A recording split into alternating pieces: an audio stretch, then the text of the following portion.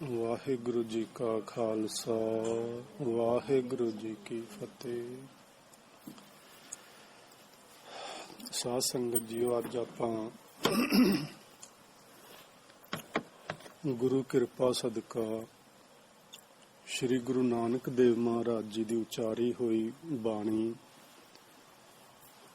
ਜਿਸ ਦਾ ਨਾਮ ਉਹਨਾਂ ਨੇ ਆਪ ਹੀ ਸਿੱਧ ਗੋਸ਼ਟ ਰੱਖਿਆ ਹੈ, ਉਸ ਨੂੰ ਸਮਝਣ ਤੇ ਵਿਚਾਰਨ ਦੀ ਕੋਸ਼ਿਸ਼ ਕਰਨੀ ਹੈ। ਤੇ ਅਰਦਾਸ ਹੈ ਗੁਰੂ ਮਹਾਰਾਜ ਦੇ ਚਰਨਾਂ ਵਿੱਚ ਉਹ ਆਪ ਹੀ ਕਿਰਪਾ ਕਰਨ, ਸਾਨੂੰ ਸੋਝੀ ਬਖਸ਼ਣ, ਸਾਨੂੰ ਵਿਚਾਰ ਤੇ ਗਿਆਨ ਬਖਸ਼ਣ, ਤਾਂ ਕਿ ਅਸੀਂ ਉਹਨਾਂ ਦੇ ਜੋ ਉਹਨਾਂ ਨੇ ਸਾਨੂੰ ਇਸ ਬਾਣੀ ਵਿੱਚ ਉਪਦੇਸ਼ ਬਖਸ਼ੇ ਨੇ ਸਮਝ ਕੇ ਜੀਵਨ ਵਿੱਚ ਅਪਣਾ ਸਕੀਏ। ਅਸੀਂ ਸਿੱਧ ਗੋਸ਼ਟ ਦੀ ਬਾਣੀ ਨੂੰ ਵਿਚਾਰਨ ਤੋਂ ਪਹਿਲਾਂ ਥੋੜਾ ਜਿਹਾ ਸਮਝ ਲਈਏ ਕਿ ਸਿੱਧ ਗੋਸ਼ਟ ਕਦੋਂ ਤੇ ਕਿੱਥੇ ਉਚਾਰੀ ਗਈ। ਭਾਵੇਂ ਤਰੀਕਾ ਨਹੀਂ ਲੱਭਦੀਆਂ, ਪਰ ਭਾਈ ਗੁਰਦਾਸ ਜੀ ਨੇ ਬਹੁਤ ਸਾਰੇ ਆਈਡੀਆਜ਼ ਦਿੱਤੇ ਨੇ ਕਿ ਬਾਣੀ ਕਦੋਂ ਉਚਾਰੀ ਗਈ ਤੇ ਕਿੱਥੇ ਉਚਾਰੀ ਗਈ। ਉਸ ਚੀਜ਼ ਨੂੰ ਸਮਝਣ ਲਈ ਸਾਨੂੰ ਪਹਿਲਾਂ ਗੁਰੂ ਨਾਨਕ ਦੇਵ ਮਹਾਰਾਜ ਦੀਆਂ ਉਦਾਸੀਆਂ ਵੱਲ ਧਿਆਨ ਲਿਜਾਣਾ ਪਏਗਾ, ਜਿਨ੍ਹਾਂ ਨੂੰ ਭਾਈ ਗੁਰਦਾਸ ਜੀ ਨੇ ਜ਼ਿਆਰਤ ਆਖਿਆ ਜਾਂ ਯਾਤਰਾ ਆਖਿਆ, ਉਸ ਨੂੰ ਆਪਾਂ ਉਦਾਸੀਆਂ ਆਖਦੇ ਹਾਂ। ਸੋ ਗੁਰੂ ਨਾਨਕ ਦੇਵ ਮਹਾਰਾਜ ਜੀ ਨੇ ਸਭ ਤੋਂ ਪਹਿਲਾਂ ਉਦਾਸੀ ਜਿਹੜੀ ਆਰੰਭ ਕੀਤੀ ਉਹ ਸੁਲਤਾਨਪੁਰ ਤੋਂ ਕੀਤੀ, ਜਿੱਥੇ ਬੇਬੇ ਨਾਨਕੀ ਦਾ ਪਿੰਡ, ਭੈਣ ਜੀ ਦਾ ਪਿੰਡ ਸੀ। ਉੱਥੋਂ ਉਹਨਾਂ ਨੇ ਉਦਾਸੀ ਵਾਲਾ ਭੇਖ, ਬਾਣਾ ਯਾਨੀ ਲਿਬਾਸ ਪਾਇਆ ਤੇ ਜੋ ਲੋੜੀਂਦਾ ਸਮਾਨ ਸੀ ਉਹ ਨਾਲ ਲਿਆ, ਨਾਲ ਭਾਈ ਮਰਦਾਨਾ ਜੀ ਨੂੰ ਲਿਆ, ਨਾਲ ਰਬਾਬ ਲਈ, ਤੇ ਉਹਨਾਂ ਦੋਵਾਂ ਨੇ ਆਪਣਾ ਇੱਕ ਸਾਥ ਬਣਾਇਆ ਤੇ ਚੜਿਆ ਸੋਧਣ ਧਰਤ ਲੁਕਾਈ। ਜਿਹੜੇ ਸੰਸਾਰ ਵਿੱਚ ਜਾਂ ਖਾਸ ਕਰਕੇ ਹਿੰਦੁਸਤਾਨ ਵਿੱਚ ਲੋਕ ਵਹਿਮਾਂ ਭਰਮਾਂ ਵਿੱਚ ਫਸੇ ਹੋਏ ਸਨ, ਜਰਵਾਣੇ ਰਾਜੇ ਲੋਕ ਪ੍ਰਜਾ ਉੱਤੇ ਜ਼ੁਲਮ ਕਰ ਰਹੇ ਸਨ, ਬਹੁਤ ਸਾਰੇ ਧਾਰਮਿਕ ਆਗੂ ਉਹ ਧਰਮ ਦੇ ਨਾਂ ਹੇਠਾਂ ਲੋਕਾਂ ਨੂੰ ਲੁੱਟ ਖਸੁੱਟ ਕਰ ਰਹੇ ਸਨ। ਇਹੋ ਜਿਹੀਆਂ ਬਹੁਤ ਸਾਰੀਆਂ ਚੀਜ਼ਾਂ ਨੇ ਜਿਹੜੀਆਂ ਗੁਰੂ ਨਾਨਕ ਦੇਵ ਮਹਾਰਾਜ ਦੇ ਸਾਹਮਣੇ ਸਨ। ਉਹਨਾਂ ਨੂੰ ਠੀਕ ਕਰਨ ਲਈ, ਉਸ ਲੁਕਾਈ ਨੂੰ ਸੁਧਾਰਨ ਵਾਸਤੇ, ਉਹਨਾਂ ਨੂੰ ਚੰਗੇ ਰਸਤੇ ਤੇ ਪਾਉਣ ਲਈ ਗੁਰੂ ਨਾਨਕ ਦੇਵ ਜੀ ਨੇ ਆਪਣੀ ਇਹ ਯਾਤਰਾ ਆਰੰਭ ਕੀਤੀ। ਉਹਨਾਂ ਦੀ ਇਹ ਸਾਰੀ ਯਾਤਰਾ ਤੇ ਉਹਨਾਂ ਨੇ ਜੋ ਵਿਚਾਰ ਵਟਾਂਦਰੇ ਕੀਤੇ, ਉਹਨਾਂ ਦਾ ਜ਼ਿਕਰ ਭਾਈ ਸਾਹਿਬ ਨੇ ਆਪਣੀ ਪਹਿਲੀ ਵਾਰ ਵਿੱਚ ਹੀ ਕੀਤਾ ਹੈ। ਤੇ ਮੈਂ ਤੁਹਾਨੂੰ ਇਹ ਸਾਰਿਆਂ ਨੂੰ ਸਲਾਹ ਦੇਣਾ ਚਾਹਾਂਗਾ ਕਿ ਤੁਸੀਂ ਭਾਈ ਸਾਹਿਬ ਦੀ ਪਹਿਲੀ ਵਾਰ ਕਮ ਸੇ ਕਮ ਜ਼ਰੂਰ ਪੜੋ, ਸਾਰੇ ਜਣੇ। ਉਹਦੇ ਵਿੱਚ ਬਹੁਤ ਵੱਡਾ ਗਿਆਨ ਹੈ, ਬਹੁਤ ਭਾਰੀ ਗਿਆਨ ਹੈ, ਯੁੱਗਾਂ ਦੇ ਬਾਰੇ ਕੀ, ਗੁਰੂ ਸਾਹਿਬ ਦੇ ਬਾਰੇ, ਉਹਨਾਂ ਦੇ ਆਉਣ ਤੋਂ ਪਹਿਲਾਂ ਉਸ ਇਲਾਕੇ ਵਿੱਚ ਕਿਸ ਤਰ੍ਹਾਂ ਉਪੱਦਰ ਹੋ ਰਹੇ ਸਨ, ਜ਼ੁਲਮ ਹੋ ਰਹੇ ਸਨ, ਉਹ ਸਾਰਾ ਜ਼ਿਕਰ ਕਰਕੇ ਫਿਰ ਭਾਈ ਸਾਹਿਬ ਨੇ ਗੁਰੂ ਨਾਨਕ ਦੇਵ ਜੀ ਨੂੰ ਉਦਾਸੀ ਦੀ ਰੀਤ ਜਦੋਂ ਉਹਨਾਂ ਚਲਾਈ, ਉੱਥੋਂ ਲੈ ਕੇ ਅੱਗੇ ਆਰੰਭ ਕਰਦੇ ਨੇ। ਸੋ ਇਹ ਉਹਨਾਂ ਦੀ ਪਹਿਲੀ ਵਾਰ ਦੀ 24 ਪੌੜੀ ਨੰਬਰ 24 ਹੈ, ਜਿਹਦੇ ਵਿੱਚ ਉਹਨਾਂ ਨੇ ਜ਼ਿਕਰ ਕੀਤਾ ਹੈ ਕਿ ਬਾਬੇ ਭੇਖ ਬਣਾਇਆ, ਉਦਾਸੀ ਕੀ ਰੀਤ ਚਲਾਈ। ਸੋ ਹੁਣ ਉਹਨਾਂ ਦੀ ਪਹਿਲੀ ਜਿਹੜੀ ਉਦਾਸੀ ਆਰੰਭ ਹੋਈ ਹੈ ਤੇ ਸੁਲਤਾਨਪੁਰੋਂ ਹੋਈ, ਤੇ ਹੋਈ ਕਿੱਧਰ ਨੂੰ? ਪੌੜੀ ਨੰਬਰ 25 ਵਿੱਚ ਉਹ ਦੱਸ ਰਹੇ ਨੇ, ਬਾਬਾ ਆਇਆ ਤੀਰਥੀ, ਤੀਰਥ ਪੁਰਬ ਸਭੇ ਫਿਰ ਦੇਖੇ। ਸਭ ਤੋਂ ਪਹਿਲਾਂ ਸਤਿਗੁਰੂ ਨਾਨਕ ਦੇਵ ਜੀ ਨੇ ਹਿੰਦੂ ਤੀਰਥਾਂ ਦਾ ਦੌਰਾ ਕੀਤਾ, ਕਿਉਂਕਿ ਇਸਲਾਮ ਵਿੱਚ ਤੀਰਥ ਨਹੀਂ ਆਉਂਦੇ ਉਹ ਆਪਣੇ ਕਿਸੇ ਵੀ ਇਹੋ ਜਿਹੀ ਧਾਰਮਿਕ ਜਗ੍ਹਾ ਨੂੰ। ਤੀਰਥ ਕੇਵਲ ਹਿੰਦੂ ਲੋਕ ਸ਼ਬਦ ਵਰਤਦੇ ਨੇ, ਜਾਂ ਫਿਰ ਉਸ ਤੋਂ ਬਾਅਦ ਸਿੱਖਾਂ ਨੇ ਵਰਤਣਾ ਸ਼ੁਰੂ ਕੀਤਾ। ਸੋ ਸਭ ਤੋਂ ਪਹਿਲੀ ਉਦਾਸੀ ਹਿੰਦੂ ਤੀਰਥਾਂ ਵੱਲ ਹੈਗੀ ਏ।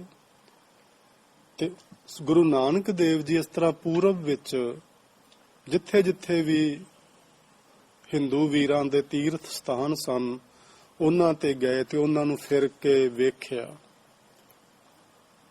ਹੁਣ ਭਾਈ ਸਾਹਿਬ ਆਪਣੀ ਪੌੜੀ ਨੰਬਰ 28 ਵਿੱਚ ਵਾਰ ਪਹਿਲੀ ਵਿੱਚ ਹੀ ਉਹ ਦੱਸਦੇ ਨੇ ਕਿ ਜਦੋਂ ਗੁਰੂ ਨਾਨਕ ਦੇਵ ਜੀ ਹਿੰਦੂ ਤੀਰਥਾਂ ਤੇ ਗਏ, ਉੱਥੋਂ ਹੀ ਉਹ ਸੁਮੇਰ ਪਰਬਤ ਤੇ ਚਲੇ ਗਏ, ਵਾਪਸ ਘਰ ਨਹੀਂ ਗਏ ਅਜੇ।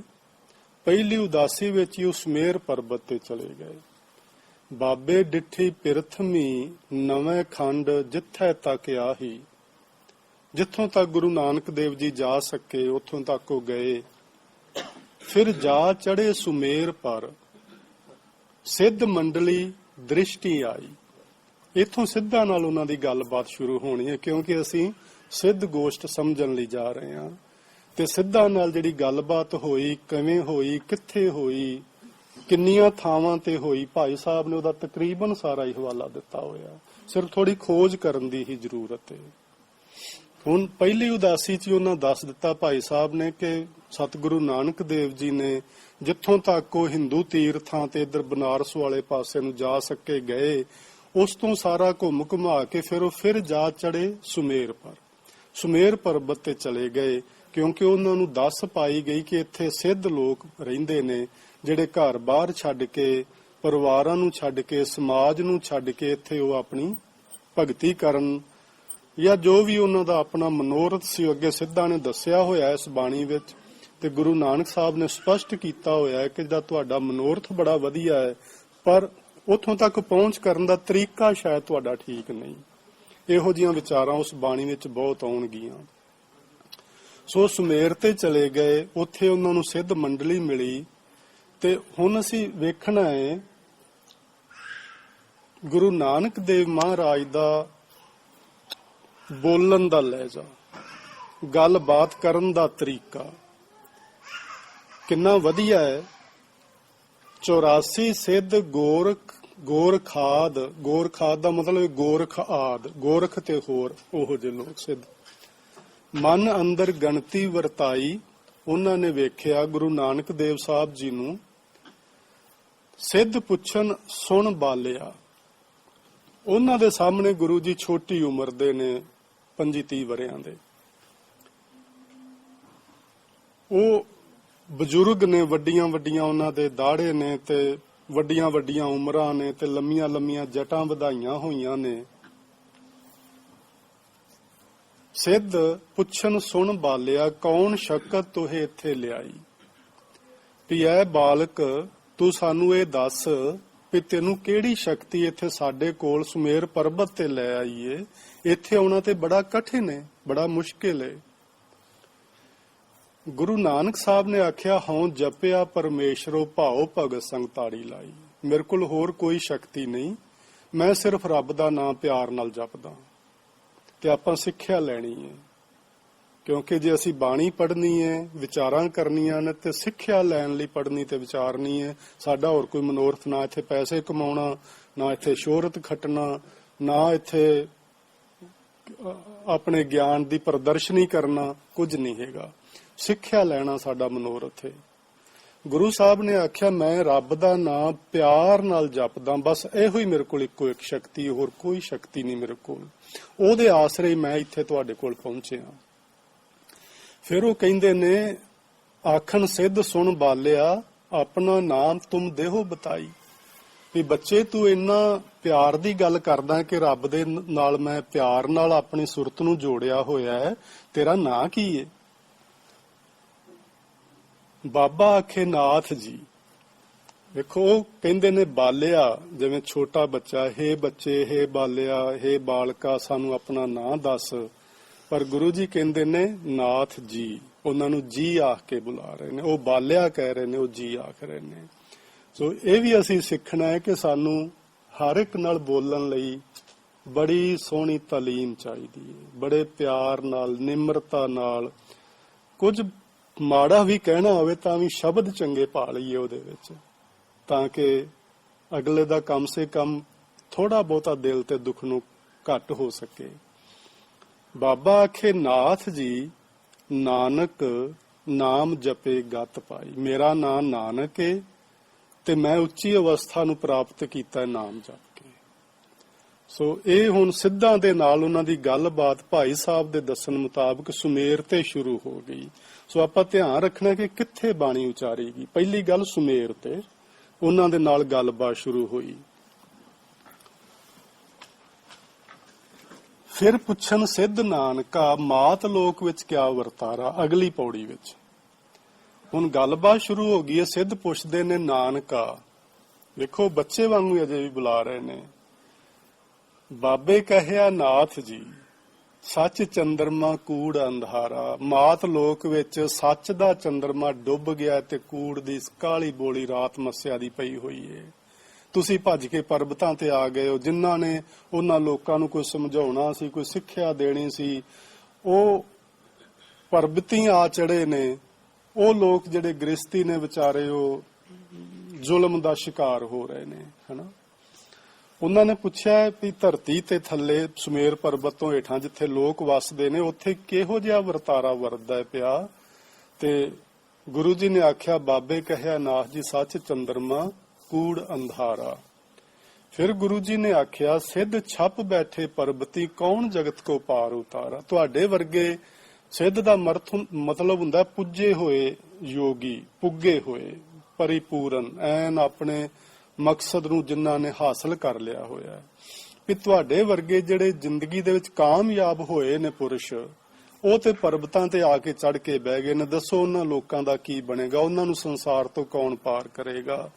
ਤੇ ਫਿਰ ਇੱਕ ਪਤੇ ਦੀ ਗੱਲ ਆਖੀ, ਜੋਗੀ ਗਿਆਨ ਵਿਹੂਣਿਆ ਨਿਸ ਦਿਨ ਅੰਗ ਲਗਾਏ ਨਿਛਾਰਾ। ਤੁਸੀਂ ਗਿਆਨ ਤੋਂ ਸਖਣੇ ਆਪਣੇ ਆਪ ਨੂੰ ਸਿੱਧ ਅਖਵਾ ਰਹੇ ਹੋ ਤੇ ਤੁਸੀਂ ਆਪਣੇ ਸਰੀਰ ਉੱਤੇ ਆ ਸੁਆਹ ਆਦਿਕ ਮਲ ਕੇ ਤੇ ਵਿਖਾਵਾ ਕਰਦੇ ਹੋ। ਅਸਲ ਵਿੱਚ ਸੱਚਾਈ ਇਹ ਆ ਕਿ ਬਾਝ ਗੁਰੂ ਡੁੱਬਾ ਜਗ ਸਾਰਾ। ਗੁਰੂ ਤੋਂ ਬਿਨਾਂ ਤੁਸੀਂ ਵੀ ਤੇ ਥੱਲੇ ਵਾਲੇ ਲੋਕ ਵੀ, ਗੁਰੂ ਤੋਂ ਬਿਨਾਂ ਸਾਰੇ ਅਗਿਆਨਤਾ ਦੇ ਹਨੇਰੇ ਵਿੱਚ ਡੁੱਬੇ ਹੋਏ ਲੋਕ ਨੇ।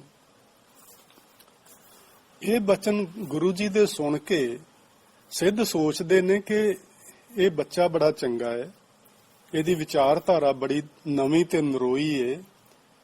ਕਿਵੇਂ ਇਹਨੂੰ ਅਸੀਂ ਆਪਣੀ ਮੰਡਲੀ ਵਿੱਚ ਸ਼ਾਮਲ ਕਰ ਲਈਏ, ਕਿਵੇਂ ਇਹਨੂੰ ਅਸੀਂ ਵੀ ਸਿੱਧ ਬਣਾ ਲਈਏ। ਜੇ ਇਹੋ ਜਿਹਾ ਬੰਦਾ ਸਾਡੀ ਸਿੱਧ ਮੰਡਲੀ ਵਿੱਚ ਆ ਜਾਏ ਤੇ ਸਾਡਾ ਬੜਾ ਬੋਲਬਾਲਾ ਹੋਏਗਾ। ਭਾਈ ਸਾਹਿਬ ਲਿਖਦੇ ਨੇ ਸਿੱਧੀ ਮਨੇ ਵਿਚਾਰਿਆ ਕਿਮ ਦਰਸ਼ਨ ਲੇਵੇ ਬਾਲਾ। ਐਸਾ ਜੋਗੀ ਕਲੀ ਮਾਹੇ ਹਮਰੇ ਪੰਥ ਕਰੇ ਉਜਿਆਲਾ। ਵੀ ਇਹ ਬਾਲਕ ਜਿਹੜਾ ਹੈ ਇਹ ਕਿਵੇਂ ਸਾਡੇ ਕੋਲੋਂ ਗੁਰੂ ਦੀਖਿਆ ਲੈ ਕੇ ਸਾਡਾ ਚੇਲਾ ਬਣ ਜਾਏ ਤੇ ਸਾਡੀ ਮੰਡਲੀ ਵਿੱਚ ਸ਼ਾਮਲ ਹੋ ਜਾਏ। ਤੇ ਜੇ ਇਹੋ ਜਿਹਾ ਬੱਚਾ ਸਾਡੀ ਮੰਡਲੀ ਵਿੱਚ ਸ਼ਾਮਲ ਹੋ ਜਾਏ ਤੇ ਸਾਡੇ ਪੰਥ ਨੂੰ ਪੂਰੇ ਸੰਸਾਰ ਵਿੱਚ ਉਜਾਗਰ ਕਰ ਦੇਵੇਗਾ। ਇਸ ਮਨੋਰਥ ਲਈ ਉਹਨਾਂ ਨੇ ਆਪਣੀਆਂ ਕੁਝ ਕਰਾਮਾਤਾਂ ਗੁਰੂ ਨਾਨਕ ਦੇਵ ਜੀ ਨੂੰ ਵਿਖਾਣੀਆਂ ਚਾਹੀਆਂ ਨੇ। ਅਸੀਂ ਇਹ ਮੈਂ ਸਾਰੀ ਵਿਚਾਰ ਤਾਂ ਤੁਹਾਡੇ ਨਾਲ ਸਾਂਝੀ ਕਰਦਾ ਪਿਆ ਕਿ ਅਸੀਂ ਸਿੱਧ ਗੋਸ਼ਟ ਨੂੰ ਸਮਝਣਾ ਹੈ ਤੇ ਪਹਿਲਾਂ ਸਮਝ ਲਈਏ ਕਿ ਸਿੱਧਾਂ ਨੇ ਕਿਹੋ ਜਿਹੇ ਸਵਾਲ ਗੁਰੂ ਨਾਨਕ ਦੇਵ ਜੀ ਨਾਲ ਕੀਤੇ, ਕਿਵੇਂ ਉਹਨਾਂ ਨੂੰ ਕਰਾਮਾਤਾਂ ਵਿਖਾਣੀਆਂ ਚਾਹੀਆਂ, ਕਿਵੇਂ ਉਹਨਾਂ ਨੂੰ ਆਪਣੇ ਮੱਤ ਵਿੱਚ ਲਿਆਉਣ ਦਾ ਉਹਨਾਂ ਨੇ ਕੁਝ ਉਪਰਾਲੇ ਕੀਤੇ। ਉਹ ਸਾਰਾ ਸਾਡੇ ਸਾਹਮਣੇ ਹੋਵੇਗਾ ਤੇ ਫਿਰ ਅਸੀਂ ਸਿੱਧ ਗੋਸ਼ਟ ਬਾਣੀ ਨੂੰ ਸਮਝਣ ਵਿੱਚ ਥੋੜਾ ਜਿਹਾ ਸੌਖ ਮਹਿਸੂਸ ਕਰਾਂਗੇ। ਹੁਣ ਉਹ ਕੀ ਕਹਿੰਦੇ ਨੇ, ਖੱਪਰ ਦਿੱਤਾ ਨਾਥ ਜੀ ਪਾਣੀ ਭਰ ਲੈਵਨ ਉੱਠ ਚਾਲਾ। ਉਹਨਾਂ ਨੇ ਆਪਣਾ ਇੱਕ ਕਰਮੰਡਲ ਦਿੱਤਾ, ਇੱਕ ਭਾਂਡਾ ਦਿੱਤਾ ਵੀ ਜਾ ਬੱਚਿਓ ਥੱਲੇ ਪਾਣੀ ਵਗਦਾ, ਉੱਥੋਂ ਪਾਣੀ ਦਾ ਭਰ ਲਿਆ ਕਰਮੰਡਲ। ਬਾਬਾ ਆਇਆ ਪਾਣੀ ਹੈ ਡਿੱਠੇ ਰਤਨ ਜਵਾਹਰ ਲਾਲਾ। ਆਇਆ ਤੇ ਪਾਣੀ ਲੈਣ ਸੀ ਉਹ ਨਦੀ ਵਿੱਚੋਂ, ਪਰ ਉਹ ਨਦੀ ਰਤਨਾ ਹੀਰਿਆਂ ਜਵਾਹਰਾਤਾਂ ਨਾਲ ਭਰੀ, ਪਾਣੀ ਉੱਥੇ ਹੈ ਹੀ ਨਹੀਂ। ਮਤਲਬ ਇਹ ਉਹਨਾਂ ਦੀ ਕਰਾਮਾਤ ਹੈ ਸਿੱਧਾਂ ਜੋਗੀਆਂ ਦੀ ਕਿ ਪਾਣੀ ਨਹੀਂ ਹੈ ਉੱਥੇ, ਪਰ ਹੀਰੇ ਰਤਨ ਜਵਾਹਰਾਤ ਭਰੇ ਵੇਖ ਕੇ ਉਹ ਸੋਚ ਰਹੇ ਸਨ ਵੀ ਗੁਰੂ ਨਾਨਕ ਇੰਨੀ ਵੱਡੀ ਧਨ ਲక్ష్ਮੀ ਤੇ ਇਹਦਾ ਹਿਰਦਾ ਮਨ ਡੋਲ ਜਾਏਗਾ ਤੇ ਸਾਡਾ ਚੇਲਾ ਬਣ ਜਾਏਗਾ ਵੀ ਇਹਨਾਂ ਕੋਲ ਤੇ ਏਡੀ ਵੱਡੀ ਸੰਪਦਾ ਦੇ ਮਾਲਕ ਨੇ, ਏਡੀਆਂ ਵੱਡੀਆਂ ਵੱਡੀਆਂ ਕਰਾਮਾਤਾਂ ਨੇ ਤੇ ਨਦੀਆਂ ਜਵਾਹਰਾਤਾਂ ਦੀਆਂ ਭਰੀਆਂ ਵਗਾ ਸਕਦੇ ਨੇ। ਸ਼ਾਇਦ ਕੁਝ ਇਸ ਤਰ੍ਹਾਂ ਦਾ ਹੋਏਗਾ। ਸਤਿਗੁਰ ਅਗੰਮ ਅਗਾਧ ਪੁਰਖ ਕਿਹੜਾ ਝੱਲੇ ਗੁਰੂ ਦੀ ਝਾਲਾ, ਵੀ ਹੁਣ ਗੁਰੂ ਦੀ ਝਾਲ ਨੂੰ ਕਿਹੜਾ ਝੱਲ ਸਕਦਾ ਹੈ। ਭਾਈ ਸਾਹਿਬ ਕਹਿੰਦੇ ਨੇ ਫਿਰ ਆਇਆ ਗੁਰਨਾਥ ਜੀ ਪਾਣੀ ਠੋੜ ਨਹੀਂ ਉਸ ਤਾਲਾ। ਉੱਥੋਂ ਖਾਲੀ ਹੱਥ ਆ ਗਏ ਵੀ ਉਹਨਾਂ ਦੇ ਭਾਵੇਂ ਪੱਥਰ ਹੀ ਪਏ ਨੇ, ਅਸੀਂ ਕੀ ਲੈਣਾ ਇਹਨਾਂ ਹੀਰਿਆਂ ਤੋਂ ਤੇ ਜਵਾਹਰਾਤਾਂ ਤੋਂ, ਪੱਥਰ ਨੇ ਮੇਰੇ ਵਾਸਤੇ। ਤਾਂ ਖਾਲੀ ਮੁੜ ਕੇ ਆ ਗਏ। ਉਹਨਾਂ ਸੋਚਿਆ ਹੀ ਸ਼ਾਇਦ ਇਹ ਭਾਂਡਾ ਨਾ ਉੱਥੋਂ ਹੀਰਿਆਂ ਦਾ ਭਰ ਲਿਆਵੇਗਾ, ਪਰ ਨਹੀਂ, ਉਹ ਖਾਲੀ ਹੱਥ ਆ ਕੇ ਆਂਦੇ ਨੇ ਨਾਥ ਜੀ ਉੱਥੇ ਪਾਣੀ ਹੈ ਹੀ ਨਹੀਂ। ਸ਼ਬਦ ਜਿੱਤੀ ਸਿੱਧ ਮੰਡਲੀ ਕੀਤੋ ਸੇ ਆਪਣਾ ਪੰਥ ਨਿਰਾਲਾ। ਉਹ ਕਹਿ ਰਹੇ ਸੀ ਹਮਰੇ ਪੰਥ ਕਰੇ ਉਜਿਆਲਾ, ਵੀ ਜੇ ਸਾਡਾ ਚੇਲਾ ਬਣ ਜੇ ਸਾਡੇ ਪੰਥ ਨੂੰ ਉਜਾਗਰ ਕਰੇਗਾ। ਪਰ ਗੁਰੂ ਜੀ ਨੇ ਸ਼ਬਦ ਜਿੱਤੀ ਸਿੱਧ ਮੰਡਲੀ, ਉਹ ਸਾਰੀ ਮੰਡਲੀ ਸਿੱਧਾਂ ਦੀ ਸ਼ਬਦ ਦੁਆਰਾ ਗਿਆਨ ਦੁਆਰਾ ਜਿੱਤ ਲਈ ਤੇ ਆਪਣਾ ਪੰਥ ਉਜਾਗਰ ਕੀਤਾ। ਅੱਗੇ ਅਸੀਂ ਵੇਖਾਂਗੇ ਕਿ ਉਹਨਾਂ ਦਾ ਪੰਥ ਕੀ ਹੈ, ਉਹ ਵੀ ਭਾਈ ਸਾਹਿਬ ਨੇ ਲਿਖਿਆ। ਸੋ ਆਪਣਾ ਪੰਥ ਉਹਨਾਂ ਨੇ ਨਿਰਾਲਾ ਕੀਤਾ, ਉਜਾਗਰ ਕੀਤਾ ਸਿੱਧਾਂ ਦੇ ਨਾਲ ਗਿਆਨ ਚਰਚਾ ਲਈ। ਹੁਣ ਇੱਥੋਂ ਤੱਕ ਅਸੀਂ ਸਮਝ ਲੈਣਾ ਹੈ ਕਿ ਕੁਝ ਚੀਜ਼ਾਂ ਗੁਰੂ ਨਾਨਕ ਦੇਵ ਜੀ ਨੇ ਸਿੱਧਾਂ ਦੇ ਨਾਲ ਸੁਮੇਰ ਪਰਬਤ ਤੇ ਆਪਸ ਵਿੱਚ ਸਾਂਝੀਆਂ ਕੀਤੀਆਂ ਨੇ। ਕੋਈ ਵਿਚਾਰ ਵਟਾਂਦਰੇ ਹੋਏ ਨੇ, ਸਵਾਲ ਜਵਾਬ ਹੋਏ ਨੇ, ਪਰ ਇੱਥੇ ਅਜੇ ਕੋਈ ਸਿੱਧ ਬਾਣੀ ਦੀ ਰਚਨਾ ਉਹਨਾਂ ਨੇ ਕੀਤੀ, ਸਿੱਧ ਗੋਸ਼ਟ ਦੀ ਰਚਨਾ ਨਹੀਂ ਕੀਤੀ, ਪਰ ਸਵਾਲ ਜਵਾਬ ਹੋ ਗਏ ਨੇ। ਹੁਣ ਉਹਨਾਂ ਦੀ ਦੂਸਰੀ ਉਦਾਸੀ ਆਰੰਭ ਹੁੰਦੀ ਏ। ਬਾਬਾ ਫਿਰ ਮੱਕੇ ਗਿਆ, ਨੀਲ ਬਸਤਰ ਧਾਰੇ ਬਨਵਾਰੀ। ਇਹ ਸਾਰਾ ਹਿੰਦੂ ਤੀਰਥਾਂ ਦਾ ਚੱਕਰ ਲਗਾ ਕੇ ਕਿੰਨੇ ਸਾਲ ਲੱਗੇ, 10-12 ਸਾਲਾਂ ਦੀ ਉਦਾਸੀ ਏ। ਉਹਦੇ ਵਿੱਚ ਹੀ ਉਹ ਗੁਰੂ ਜੀ ਸੁਮੇਰ ਪਰਬਤ ਤੇ ਗਏ ਤੇ ਸਿੱਧਾਂ ਨਾਲ ਗੱਲਬਾਤ ਕੀਤੀ। ਉੱਥੋਂ ਵਾਪਸ ਘਰੇ ਆਏ, ਪਿਤਾ ਜੀ ਨੂੰ ਮਿਲੇ, ਮਾਤਾ ਜੀ ਨੂੰ ਮਿਲੇ, ਭੈਣ ਭਰਾਵਾਂ ਸਭਨਾਂ ਨੂੰ ਮਿਲੇ, ਬੱਚਿਆਂ ਨੂੰ ਮਿਲੇ। ਫਿਰ ਕੁਝ ਸਮਾਂ ਘਰ ਠਹਿਰ ਕੇ ਫਿਰ ਉਹਨਾਂ ਨੇ ਪੱਛਮ ਵੱਲ ਤਿਆਰੀ ਕੀਤੀ ਜਾਣ ਦੀ ਕਿ ਹੁਣ ਇਸਲਾਮ ਦੇ ਜਿਹੜੇ ਧਾਰਮਿਕ ਸਥਾਨ ਨੇ ਉਹਨਾਂ ਦਾ ਦੌਰਾ ਕੀਤਾ ਜਾਏ। ਬਾਬਾ ਫਿਰ ਮੱਕੇ ਗਿਆ। ਉਸ ਤੋਂ ਬਾਅਦ ਇਹ ਦੂਜੀ ਉਦਾਸੀ ਹੈ ਮੱਕੇ ਵੱਲ ਦੀ। ਤੇ ਨੀਲ ਬਸਤਰ ਧਾਰੇ ਬਨਵਾਰੀ, ਉਹਨਾਂ ਨੇ ਨੀਲੇ ਬਸਤਰ ਧਾਰਨ ਕੀਤੇ, ਜਿਵੇਂ ਦਾ ਰੂਪ ਇਸਲਾਮ ਵਾਲੇ ਬਣਾ ਕੇ ਮੱਕੇ ਜਾਂਦੇ ਨੇ ਉਹੋ ਜਿਹਾ ਉਹਨਾਂ ਨੇ ਬਣਾਇਆ। ਆਸਾ ਹੱਥ ਕਿਤਾਬ ਕੱਚ ਕੂਜਾ ਬਾਂਗ ਮੁਸੱਲਾ ਧਾਰੀ, ਉਹਨਾਂ ਦਾ ਭੇਸ ਵਿਖਾਇਆ ਹੈ ਭਾਈ ਗੁਰਦਾਸ ਨੇ ਕਿ ਇਸ ਤਰ੍ਹਾਂ ਦਾ ਰੂਪ ਬਣਾ ਕੇ ਉੱਥੇ ਚਲੇ ਗਏ। ਮੱਕੇ ਤੋਂ ਬਾਅਦ ਬਾਬਾ ਗਿਆ ਬਗਦਾਦ ਨੂੰ। ਇਹ 35ਵੀਂ ਪੌੜੀ ਏ। ਬਾਹਰ ਜਾਏ ਕੀਆ ਸਥਾਨਾ, ਇੱਕ ਬਾਬਾ ਅਕਾਰ ਰੂਪ ਦੂਜਾ ਰਬਾਬੀ ਮਰਦਾਨਾ। ਸੋ ਇਹ ਮੇਰਾ ਕਹਿਣ ਤੋਂ ਮਤਲਬ ਹੈ ਕਿ ਹੁਣ ਗੁਰੂ ਜੀ ਦੂਜੀ ਉਦਾਸੀ ਨੂੰ ਚਲੇ ਗਏ ਨੇ ਤੇ ਦੂਜੀ ਉਦਾਸੀ ਵਿੱਚ ਕਿੱਥੇ ਜਾ ਕੇ ਇਹਨਾਂ ਦੀ ਗੱਲਬਾਤ ਫਿਰ ਜੋਗੀਆਂ ਨਾਲ ਹੁੰਦੀ ਏ। ਗੜ ਬਗਦਾਦ ਨਵਾਇਕ ਮੱਕਾ ਮਦੀਨਾ ਸਭ ਨਿਵਾਇਆ, ਸਿੱਧ 84 ਮੰਡਲੀ ਖਟ ਦਰਸ਼ਨ ਪਾਖੰਡ ਜਨਾਇਆ। ਹੁਣ ਬਾਬਾ ਆਇਆ ਕਰਤਾਰਪੁਰ। ਉਹ ਸਾਰਾ ਪੱਛਮ ਦਾ ਦੌਰਾ ਕਰਕੇ ਮੱਕਾ ਮਦੀਨਾ ਬਗਦਾਦ ਆਦਿਕ ਉਹਨਾਂ ਦੇ ਵੱਡੇ ਵੱਡੇ ਜਿਹੜੇ ਗੜ੍ਹ ਸਨ ਇਸਲਾਮ ਦੇ, ਸਾਰਿਆਂ ਤੇ ਘੁੰਮ ਘੁਮਾ ਕੇ ਬਾਬਾ ਆਇਆ ਕਰਤਾਰਪੁਰ। ਹੁਣ ਦੂਜੀ ਉਦਾਸੀ ਤੋਂ ਬਾਅਦ ਗੁਰੂ ਜੀ ਨੇ ਕਰਤਾਰਪੁਰ ਨਗਰ ਵੀ ਵਸਾ ਲਿਆ। ਭੇਖ ਉਦਾਸੀ ਸਗਲ ਉਤਾਰਾ, ਜਿਹੜਾ ਉਦਾਸੀਆਂ ਵਾਲਾ ਲਿਬਾਸ ਉਹਨਾਂ ਨੇ ਪਹਿਨਿਆ ਸੀ ਵੀ ਜੇ ਉਧਰ ਗਏ ਮੱਕੇ ਵੱਲ ਤੇ ਨੀਲੇ ਬਸਤਰ ਪਾਲੇ, ਜੇ ਹਿੰਦੂਆਂ ਦੇ ਤੀਰਥਾਂ ਤੇ ਗਏ ਤੇ ਗੇਰੂਏ ਰੰਗ ਦੇ ਉਹੋ ਜਿਹੇ ਬਸਤਰ ਪਾਲੇ, ਪੀਲੇ ਜਿਹੇ ਰੰਗ ਦੇ ਮਿੱਟੀ ਰੰਗੇ। ਸੋ ਇਹ ਸਾਰਾ ਉਹਨਾਂ ਨੇ ਭੇਖ ਨੂੰ ਉਤਾਰ ਦਿੱਤਾ। ਹੁਣ ਪਹਿਰ ਸੰਸਾਰੀ ਕੱਪੜੇ ਮੰਜੀ ਬੈਠ ਕੀਆ ਅਵਤਾਰਾ, ਉਹਨਾਂ ਨੇ ਉਸ ਇਲਾਕੇ ਦੇ ਲੋਕ ਜਿਹੋ ਜਿਹੇ ਕੱਪੜੇ ਪਹਿਨਦੇ ਸਨ ਉਹੋ ਜਿਹੇ ਪਹਿਨਣੇ ਸ਼ੁਰੂ ਕੀਤੇ। ਕਰਤਾਰਪੁਰ ਅੱਜ ਕੱਲ ਪਾਕਿਸਤਾਨ ਵਿੱਚ ਤੇ ਇਸ ਇਲਾਕੇ ਦੇ ਲੋਕ ਪੁਰਾਣੇ ਸਮੇਂ ਵਿੱਚ ਬੜੇ ਖੁੱਲੇ ਕੱਪੜੇ ਪਾਉਂਦੇ ਸਨ, ਬੀਬੀਆਂ ਵੀ ਤੇ ਮਰਦ ਵੀ। ਲੱਕ ਨੂੰ ਉਹ ਚਾਦਰਾ ਜਿਹਾ ਬੰਨਣਾ ਵੱਡਾ ਜਿਹਾ, ਉੱਤੇ ਲੰਮਾ ਖੁੱਲਾ ਜਿਹਾ ਚੋਲਾ ਪਾਉਣਾ, ਝੱਗਾ ਉਹਨੂੰ ਕਹਿੰਦੇ ਸਨ। ਇਸ ਤਰ੍ਹਾਂ ਦਾ ਲਿਬਾਸ ਉਹੋ ਜਿਹੇ ਗੁਰੂ ਨਾਨਕ ਦੇਵ ਜੀ ਨੇ ਲਿਬਾਸ ਪਾਇਆ। ਸੋ ਇੱਥੋਂ ਅਸੀਂ ਵੀ ਕੋਈ ਸੇਧ ਲੈ ਸਕਦੇ ਹਾਂ ਕਿ ਕੱਪੜੇ ਕਿਹੋ ਜਿਹੇ ਮਨੁੱਖ ਨੇ ਪਾਏ ਨੇ ਉਹਦੇ ਨਾਲ ਬਹੁਤਾ ਫਰਕ ਨਹੀਂ ਪੈਂਦਾ। ਮਨੁੱਖ ਦੇ ਕਰਮ ਕਿਹੋ ਜਿਹੇ ਨੇ ਫਰਕ ਉਹਦੇ ਨਾਲ ਪੈਂਦਾ। ਸੋ ਜੇ ਗੁਰੂ ਨਾਨਕ ਹਿੰਦੂ ਤੀਰਥਾਂ ਤੇ ਗਏ ਤੇ ਉਹਨਾਂ ਨੇ ਗੇਰੂਏ ਮਿੱਟੀ ਰੰਗ ਦੇ ਬਸਤਰ ਪਾਏ ਤੇ ਗੁਰੂ ਨਾਨਕ ਹੀ ਸਨ। ਜੇ ਉਹ ਇਸਲਾਮ ਵੱਲੇ ਗਏ ਉਹਨਾਂ ਨੀਲੇ ਕੱਪੜੇ ਪਾਏ ਤੇ ਉਹ ਨੀਲੇ ਕੱਪੜੇ ਪਾਉਣ ਨਾਲ ਨਾ ਉਹ ਮੁਸਲਮਾਨ ਬਣ ਗਏ ਤੇ ਨਾ ਉਹਨਾਂ ਦੀ ਕੋਈ ਵਿਚਾਰਧਾਰਾ ਬਦਲ ਗਈ। ਗੁਰੂ ਨਾਨਕ ਹੀ ਰਹੇ। ਹੁਣ ਉਹ ਸਾਰਾ ਉਦਾਸੀਆਂ ਵਾਲਾ ਭੇਖ ਲਿਬਾਸ ਉਤਾਰ ਦਿੱਤਾ ਤੇ ਉੱਥੋਂ ਦੇ ਇਲਾਕੇ ਵਾਲੇ ਲੋਕਾਂ ਦੇ ਕੱਪੜਿਆਂ ਵਰਗੇ ਕੱਪੜੇ ਪਾ ਲਏ ਤੇ ਹੁਣ ਵੀ ਕੋਈ ਵਿਚਾਰਧਾਰਾ ਵਿੱਚ ਫਰਕ ਨਹੀਂ ਪਿਆ। ਹੁਣ ਵੀ ਗੁਰੂ ਨਾਨਕ ਹੀ ਹਨ। ਹੁਣ ਉਹ ਮੰਜੀ ਤੇ ਬਹਿ ਕੇ ਯਾਨੀ ਕਰਤਾਰਪੁਰ ਗਿਆਨ ਚਰਚਾ ਗਿਆਨ ਗੋਸ਼ਟੀ ਕਰਦੇ ਨੇ। ਇੱਕ ਮਿੰਟ ਵਾਪਸ ਜਾਓ। ਹਾਂਜੀ 37 ਦੇ ਫਿਰ ਸਿੱਧਾਂ ਨੂੰ ਮਿਲੇ ਉੱਥੇ ਬਗਦਾਦ ਦੇ ਬਾਹਰ? ਨਹੀਂ, ਅਜੇ ਨਹੀਂ ਮਿਲੇ।